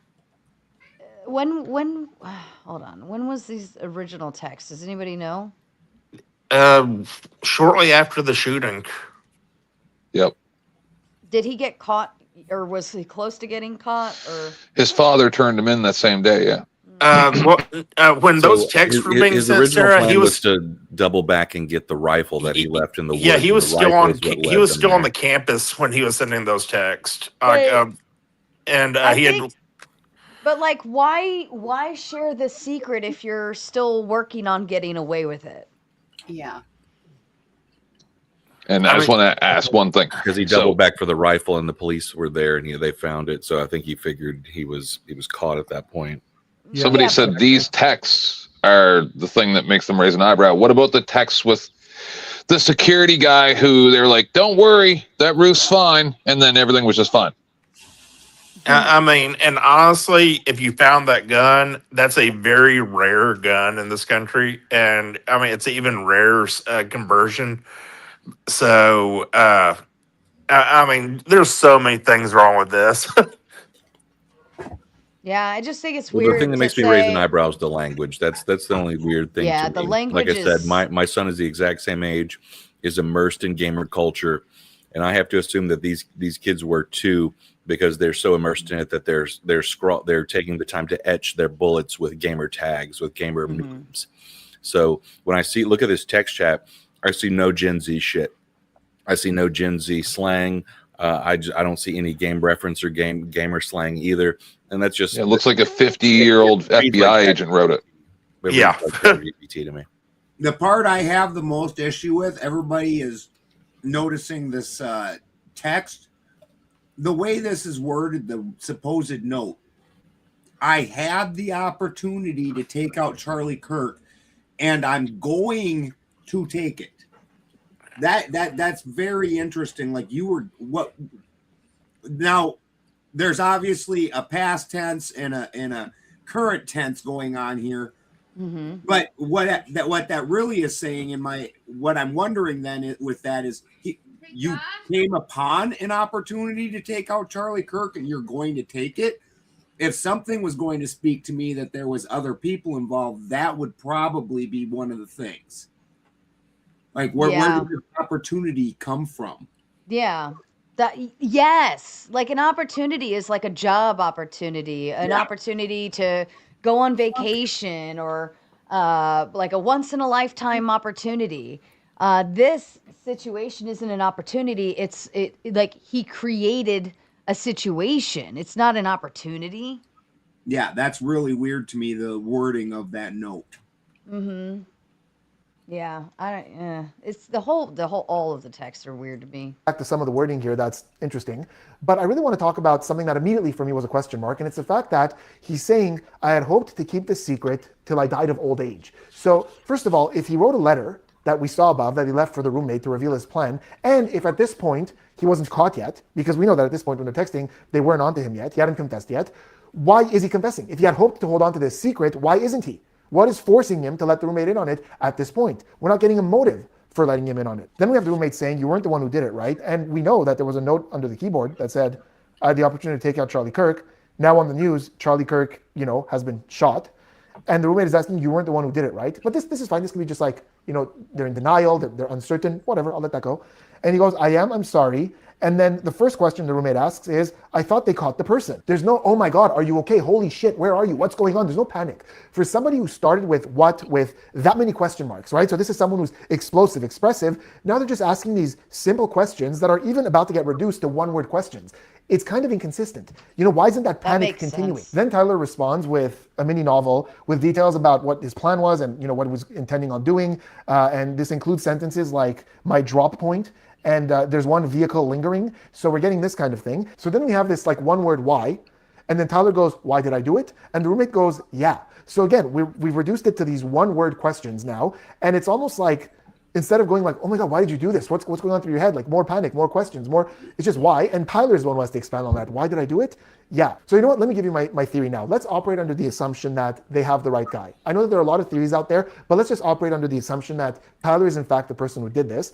And let's operate under the assumption that these text exchanges are legit. And in a moment, we'll talk about some other theories there, but let's for now just assume that they are, right? If all those things are true, my theory is that this entire text exchange is a piece of fabricated theater to communicate to an onlooker that the roommate did not know about this plan.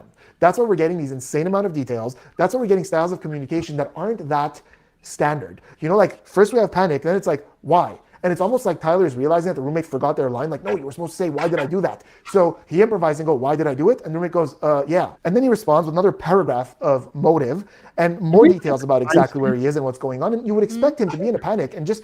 What's that? Did we ever get timestamps for any of these texts?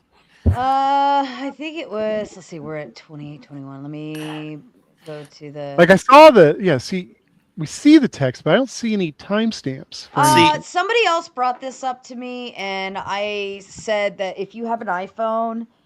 they don't always timestamp. Mine doesn't. It'll do it if you're, if it's late, like 5 hours later. But you could still contact the cell company with a warrant and get all of this. That's true. Well, but when you have iPhone, you have to if you're in the text, you have to like hold the screen and pull it left to get the timestamps. And basically, from what I understand, I know the FBI like contacted Apple, several years ago to get like messages from them. Apple said they were not going to turn over like stuff to the FBI anymore. Damn. Well, if a court tells them to, that's between them and the court. If they want the contempt charge. That, and the thing that I thought, the interesting conspiracy theory that I thought, from the text messages they were going on, the old guy who got arrested and everything, they ended up later on getting him on charges of child porn. And there's a conspiracy theory out there that maybe he was in the Discord chat and he saw them talking about it. And he went there to basically be a distraction for it. Yeah, but the issue I have with what he's got going on here, it's like he's saying all these things are unusual about his writing style. We don't have any other samples of Tyler's writing, so that is true. How are we saying like this is unusual when we don't know what he normally looks like writing?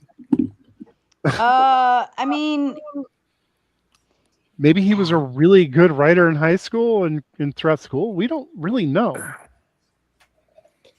Not that this is really that high quality. I mean, this looks pretty. Well, I mean, when do you? plain, How many times do you say the word vehicle when you're talking about a car? I often actually. I actually do it quite a bit. I mean, it's not that unusual for me to use 18, vehicle. 19 years old. I might be a few years over that. Mm-hmm. But you're asking me. So, I mean, I get what you're saying, but if that was going to be your point, then why did you even ask instead of just saying you guys are old? You're not going to use the same language that an 18-year-old uses, which I think is your point, right? Mm-hmm. I mean, a lot of the messages that I had seen, like I'm a very literature-oriented writer, right? So when I type, like, unless I'm typing fast pace, if I'm typing out an email or something that's lengthy, I go into using commas and grammar, and it's very something that you would probably see a writer writing. Okay. Mm-hmm. But that's because to me, when I'm typing something, words are very important. But in this instance, the kid's like in panic mode. He's about to get caught, he thinks. He's like I would not expect sonnet style writing from is he 20 or 19, whatever it is, 20-year-old kid, after he just supposedly offed someone. Like, I would expect more panic writing, more like less wordy, and definitely not using big words. I don't blame you for expecting that. I'm just saying, like, we don't know what his normal looks like. So, and granted, I do know that I have the I got it for free because we have so many phones with the company. They give us the new iPhone every time they come out. But all I have to do is like push a button on my phone, and basically it'll fix all my grammar for me. True. Fair enough. Let me go back to. iPhones are actually obnoxious with their error correction. Yes. Oh, they really are. I fucking turn all of it off. I'm like, fuck it. The person will understand whatever I'm trying to say. I don't give a fuck. One of the first job I got when I first got out of the Army, off active duty, that is, was working security, and we had to do stuff on the phones. And because we were using like a lot of abbreviations or special terms, like the autocorrect would go nuts, and I was often ready to chuck that phone across the room.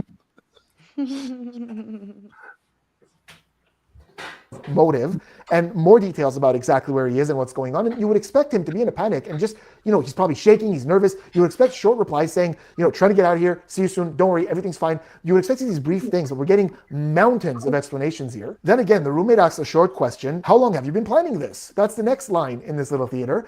And then Tyler again goes into a flood of detail. But let's look at some of these details. So there's a squad car parked right by it, not a police car, a squad car. Then again, the use of the word vehicle. As I got to my vehicle, I'm worried what my old man would do if I didn't bring back Grandpa's rifle, so old man. Then again, all these very specific details of exactly what's going on, and Grandpa's worried about the gun and what he's doing with the gun, all these details. And then the line for me that I just can't ignore, which is, since Trump got into office, my dad, and my dad is in brackets, has been pretty diehard MAGA. So again, we'll talk about all this in just a second. And then at the end, we have this exchange, you are all I worry about, love, to which the roommate responds, I'm much more worried about you. So this is the first time we're actually seeing worry in this one line, no exclamation points, no punctuation, for someone who started with a ton of punctuation.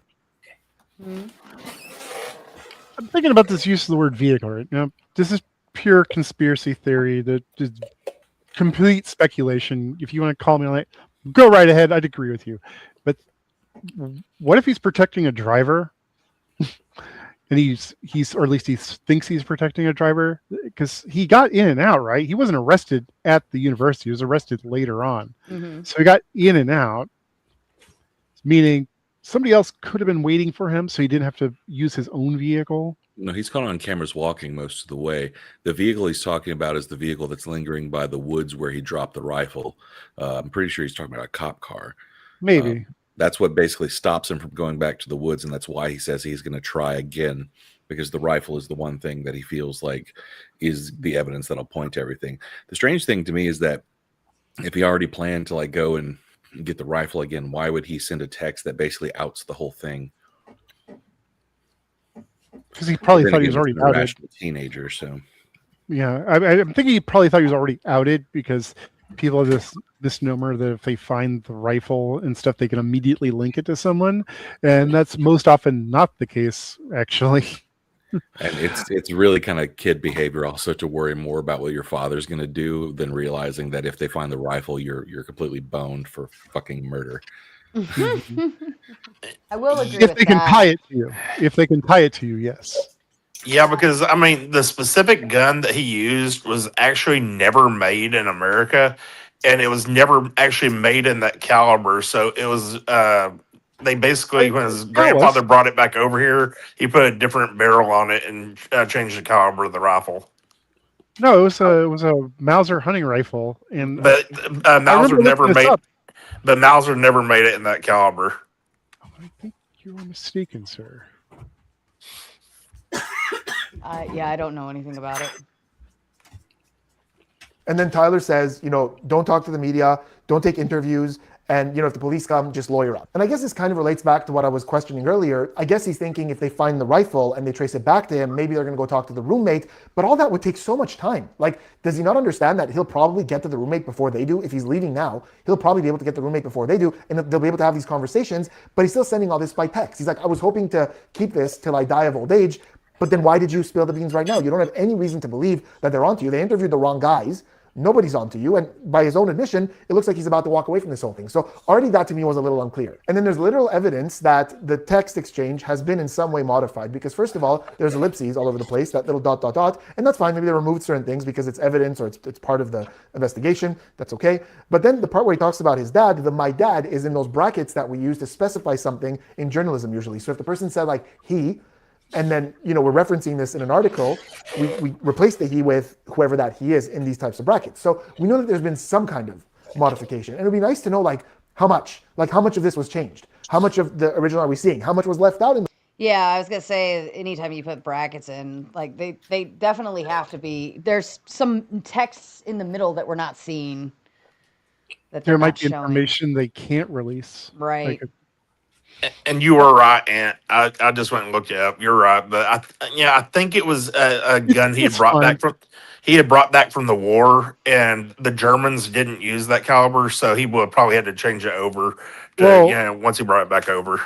It was a Mauser, but it was it was one of their sporting line, right? So that could have easily been, found itself chambered in 30-06, even in Germany. All right, although I think this one specifically was French. I think it was FN. I could be wrong, but I think it was an FN Mauser. Points, because that might help bridge certain gaps. Was the roommate freaking out more, asking more questions that I would expect to see? So I don't know what's missing. But the bigger point about this line, you know, ever since Trump got into office, my dad has been pretty diehard MAGA, is that he's calling this person my love. He's texting him a confession. They live together. They're obviously very close. These are conversations that they've had. The roommate would know that the dad has been pretty diehard MAGA. This is something Tyler would have complained about. It just seems so like these are the things that we need to say so people won't know that this was premeditated and that you knew about this before it happened. And then the last thing about this is something that there's a lot of talk about online, and I didn't initially notice all of these, but I definitely noticed some of these.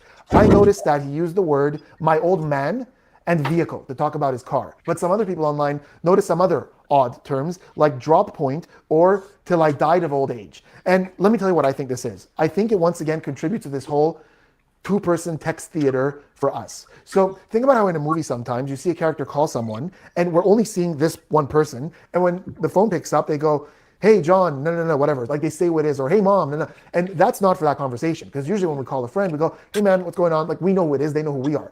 This is for us, the viewers, that understand context. And this conversation is very similar to that. There are these things that doesn't make sense that he would be saying to Lance, but are there for us as outsiders to go, oh, okay, this is the fiction. This is the theater that we're supposed to accept. I also believe, based on these texts, if Tyler, in fact, sent these texts, that he's a bit of an outcast, a bit of a loner. And, you know, it's been reported that he spent enormous time online, so probably a little antisocial. And I don't think he's a trendsetter. I think he's a bit of a follower. And I don't think he knows what cool is. So he picks up these terms. Like a lot of these terms, it's like he watched some war movie or police movie and picked up like squad car and vehicle and drop point. And he's using that in his language because he thinks that's what cool is. And then he watched some old movie where someone said, my old man, I know until I die of old age. And he worked that into his little script here, into his little theater. Because if we don't look at it through that lens, this exchange between a guy who's on the run and his roommate, who's also his romantic partner, doesn't make sense. It doesn't make sense that this is the conversation that they have. Sorry, there's a lot of scattered thoughts, but another thing that's missing from these. This is the part that, like, look, I can't accept the text and stuff, and this and the way this guy just framed it, and the way they keep saying like romantic partner. You do speak differently to the person you're in love with. It's true, and it's that could be a lot of what all of this is about, is people just backbending over the fact that these two people were in love. And maybe I don't understand why that's so hard. Maybe it just comes down to this person was like, Charlie Kirk is threatening the person I love on a daily basis, and I'm going to go do something about it. It could be just as simple as that. And the fact that this guy, you're onto something, F&G. Their romantic partner, I was like, you know, we do talk differently to the people we love. We maybe try to heighten our language sometimes, or speak romantically, especially when you're a fucking teenager who's all lovey-dovey about something. But it seems like everyone just doesn't want to talk about that because it's two dudes. Well, I mean, yeah, I know the trans community has been under a lot of pressure also. I mean, since Trump took office. So, I mean, yeah, you've had 2 major shootings by somebody who, you know, was either involved with a trans person or, you know, was a trans person. You've had 2 major shootings last year, you know, just from, you know, in 1 year's time. Yeah, I mean, pressure can do a lot of weird things to people. But do you also think it might be the case that the right is backbending so hard with these conspiracy theories because it's not completely obvious that these people were actual left-wingers, and that there's a lot of trans people and people who are okay with trans people on the right as well? Oh, yeah. I mean, you know, nobody will ever, I mean, you know, the only thing I've ever heard, though, is that his family came out and said that, you know, he was leaning left now. But, I mean, who knows? I mean, it'll all come out during the trial, I'm sure. I don't even know what I find that if we're gonna go with what Animated said, which I can buy, that this it's not like this is that adult talking. This isn't most of America read the 5th grade level. No, it's lovey-dovey. Yeah, it's so. But when he says the word drop point, if we go with the mentality Animated's laying out, then to me that's something that somebody's plotted with somebody else. Like that's true. Like this was already planned out, and whoever he was working with, which once again he had the opportunity, and now he's going to take it. what fucking opportunity were you getting, and why are you? To me, drop point could also be the only actual gamer slang reference. I was fixing to say that too, Evan, because I play a bunch of first person shooters, and drop point is definitely a first person shooter. Especially if he was super into Helldivers, which he referenced on one of the bullets. Actually, two of the bullets. Yeah, that is any form of self. I was just agreeing with them. It's like, yeah, that didn't strike me as odd at all. It's like, yes, if you play video games, especially any from the last few years, drop point's probably somewhere in your vocabulary. Yeah, just maybe. Hey, Sarah. Yeah, but again, you've up, chosen that spot ahead of time, even if that's in your vocabulary. You've sat down and made like a more elaborate plot plan of things. Again, when you add that into he had an opportunity, that seems very, very interesting to me. He didn't just drop the rifle there. It was his drop point specific. I'm nodding off, so I'm going to say goodnight, guys. All right, good night, Beth. Have a good one. Good night. Thank you for saving me, Beth. I'm about to go use a snowblower, so I'll be in and out. Okay. Good night. Be safe. Right? This person probably had a lot of conversations with their euphemism for roommate doing about how much they cocaine. hate Charlie Kirk and how they wish somebody would do something about it. And if he's the one who did this, he's probably quite proud of himself for having finally done it. You would expect the text to be like, oh my God, I finally did it. Or I did it for us. Or some kind of celebration of this big thing that he did for them. We're not seeing any of that. And another thing that doesn't make sense. This person is suspected of having shot and killed a public figure in broad daylight at a crowded event with security and having gotten away with it. By the way, one shot. So this person has some kind of tactical capacity, some kind of planning skill, and you're telling me that that person is going to send paragraphs of details like this? I wish this was cocaine. To their roommate? Like, what? Okay, I know this guy didn't just say that less than 200-yard shot takes tactical skill. No, that's 20 paces. There's 200 paces. I mean, a kid can make that shot. I can hit you with a rock from that far. Stop it. Especially with a slingshot. Easy. In the army, you shoot 300 yards with the iron sight. Correct. Like I said, my hunting rifle that I use on a weekly basis is sighted in at 900 yards, where I just look through the scope and pull the trigger. Nice. Yeah, 300 yards is an iron sight, not even a scope. Just the old cross, just the old iron sight. That's you're good for 300 yards. Well, I mean, I'm using a little bit overkill for a hunting rifle, but I mean, depends what you're hunting. Just the level of meticulousness doesn't match. So look, there are a lot of people out there who believe that this entire text exchange is fake. It's fabricated. I don't know at which stage, I don't know by who, but it's a popular theory out there. And if you believe that, of course, everyone's entitled to believe whatever they want. Personally, I tend to stick to not jumping to massive conclusions, but just being cautious when things are weird. And to me, this exchange seems very unlikely for a 22-year-old guy on the run with his roommate and romantic partner. Now, does that mean that the whole thing is fake and completely fabricated? Does it mean that parts of it are fake and edited for whatever reason? Does it mean that it's not fake, but the intention of it is different than what we think? Like Tyler had some kind of intention for these texts? I can't tell you with certainty, but all I could tell you is something doesn't add up with these texts. But I'm really excited to hear what you guys think in the comments. Let's try to keep it respectful. A lot of different theories going out, and I don't think anything is invalid or 100% for sure confirmed. So let's try to stay away from that certainty. But let me know in the comments what you think. Right. Any final thoughts to that? I don't feel like I learned anything of substance. no, I feel like it was just kind of a faux pas. It's like he was just grabbing at straws. Well, and the people saying that the guy was on drugs, like all he was doing was getting red charges. It's just they don't realize that when you go through any kind of a criminal trial, there's like 50 different motions hearings and this hearing and that hearing that really don't have any, that you almost don't need to be there. Yeah. If he wasn't in jail, he wouldn't be there. Like anybody else, like on the outside, they don't even show up for 90% of those hearings. I was fixing to say the first like 4 or 5 hearings he had were from teleconference or whatever. He wasn't even in the courtroom. Yeah, I don't think he was in the courtroom that time either. They're functions. It looked like he was in the room they let you sit in for your trial when you go on the video call. Yeah, this that's why I was thinking. This seemed to pretty much be to inform him a motion of they're going to seek the death penalty. That's pretty much what this whole thing. They're going to transport him as little as possible right now because there's a lot of people who would like to take a chance at him.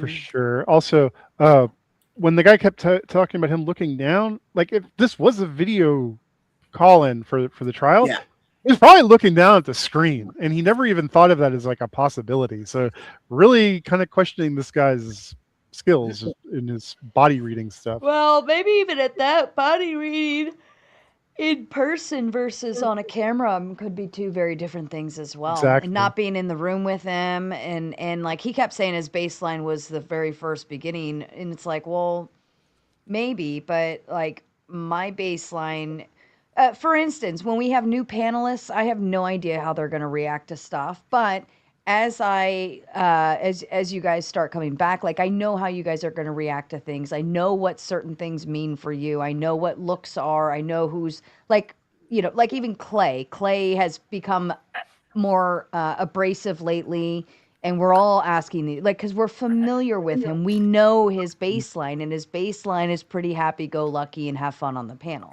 Lately, Quay is triggered by women's body parts. This is true. We've learned this. But I think that I don't think you can, unless his actual body language was going from like complete contrast to like something you would see in a crazy person. So, a lot of you are creators and you've done video editing, correct? Mm-hmm. So you know how easy it is for video and audio to suddenly go out of sync when you're trying to do. Super easy. Especially when you're trying to splice two different videos together, right? Uh-huh. So the other consideration that wasn't made between these two videos, you got one that's a local broadcaster, right, and the other is a national. They probably are given the same video source, but they're both uploading and encoding it differently and integrating it into their video differently. So there's going to probably be a little bit of a mismatch, and you could hear it. Like the timing was definitely off, but I don't think anything was malicious was there. I think it was just an artifact of video editing, to be honest, from two different sources. It's interesting to catch these things, but I don't think it's that meaningful. I would say as close as they are, that's definitely a possibility. As close as the sound is, as much as if it were shifted like 5 seconds, then you could be like, that's probably an edit. No, that's what I'm saying. There wasn't that big of a difference. Exactly. Yeah, it was like one after another, I believe. Yeah. But all right, let's do final thoughts and get the fuck out of here. It's 4 a.m. We've got only like 30 live viewers right now. Yeah, I'm trying to start my snowblower sawdust depot. You guys, nice meeting everybody who I haven't met before, and bye everybody. Peace. Bye, Ted. Thanks for joining tonight. Mr. Balderson, or now tonight you are Mr. Bennington. That's because we changed our format. We're Uncle Ted Talks now. Nice. We're all I gotta gear up for it. No, well, make sure you advertise that on your final thoughts out. We're all Uncle Ted. Yeah. I love it. Go ahead with your anti-tech. I don't really have too much to say about that guy. I don't see where he would have. I found a couple of those things interesting with the idea that he might not have done it by himself, but I'm not really that interested in the whole subject. Period. I don't give a fuck. I do think Charlie Kirk was pretty important, but I think his part of why I think he was so really heavily important was just because he had such a grasp on the youth. And the youth are the ones that are coming up into power. I think he was more important than like a Tucker Carlson, because that's all old people that are going to be done soon. But I'm selling some jewelry. Come over to Benjamin Balderson. I'm going to start airing it up, like some of my stuff that I fucking cat. Stop. Asshole. Cool. But yeah, I guess like that. It's hard to get good light in this camera, but this one's a wire wrap. Can't really see the opal at night. I should have picked a different one. Oblique lighting. Yeah, shitty lighting. Cool. No. I meant hold the light off to the side to illuminate the object. Oh, oblique. Yeah. Here, you hold it. See, much better. So you got a couple amethysts in it. No. Yep. What is this thing for? Is that an opal in the center? Jewelry. It's you know what jewelry is, right, Sarah? Jewelry? Yeah. That's pretties that you put on girls. Do I look like a girl that wears a lot of jewelry? No, not really. No.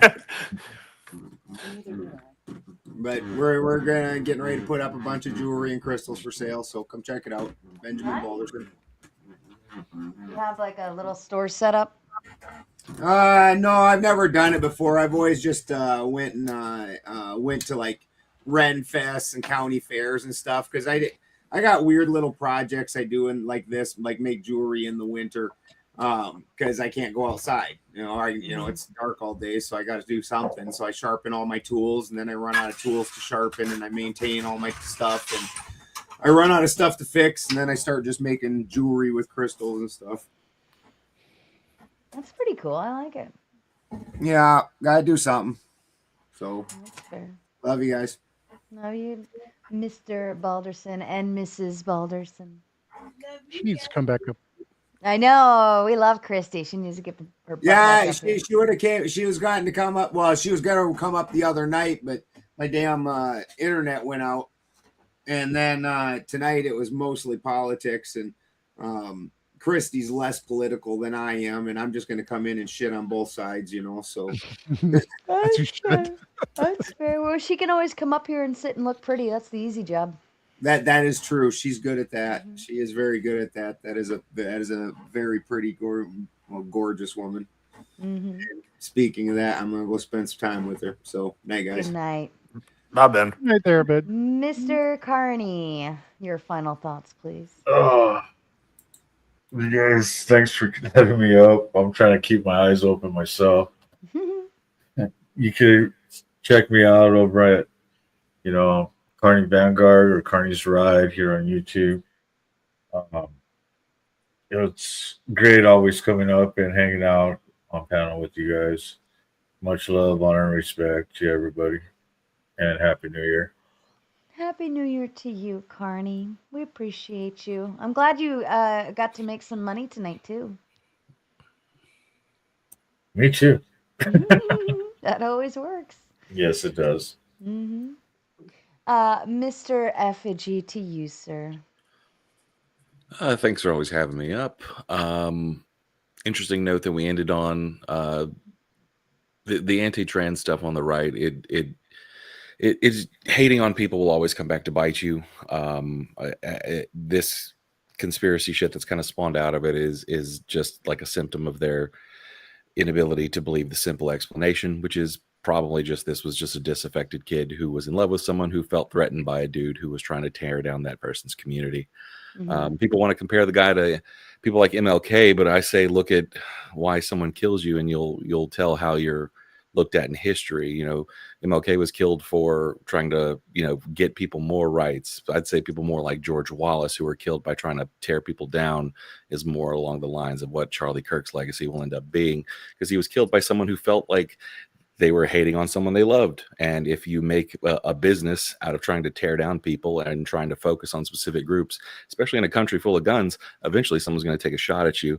And that would be a kind of harsh statement if Charlie Kirk himself had not said the exact same fucking thing right before he was shot.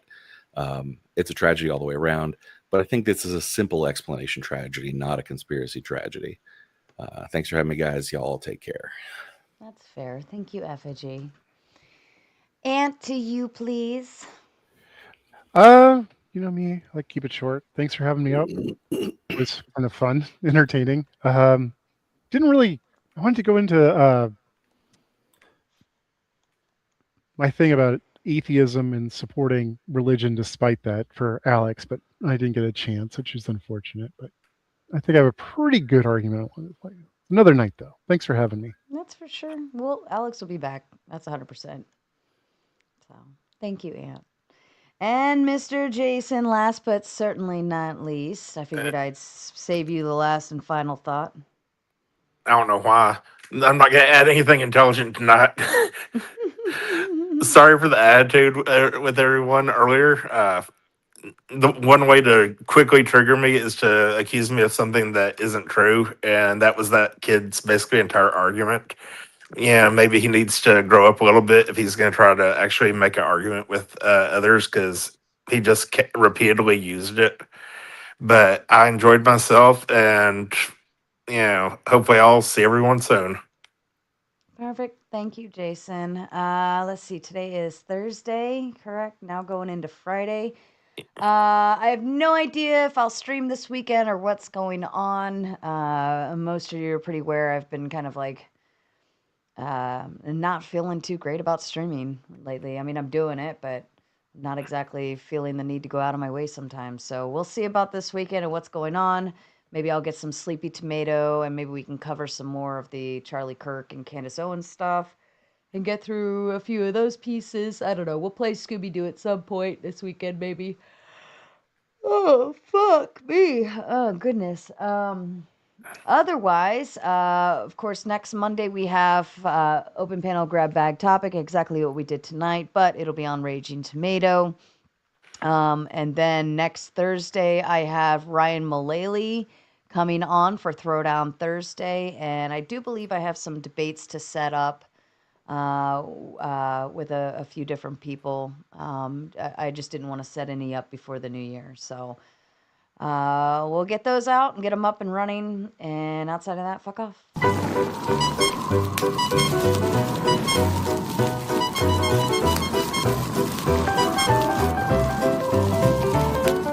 Step right up, watch the panel parade. Each one's got a super no acolyte, talking in circles till heads collide. They're the clowns of reason on a carnival ride.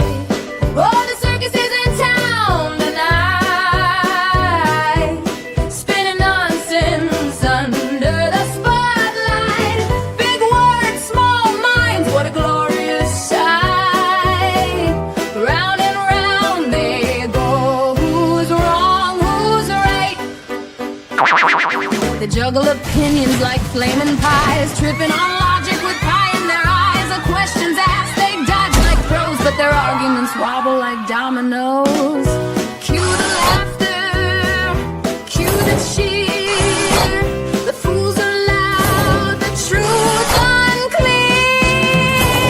Oh, the circus is in town tonight, spinning nonsense under the spotlight. Big words, small minds, what a glorious sight. Round and round they go. Who's wrong, who's right? Smoky Man Bad.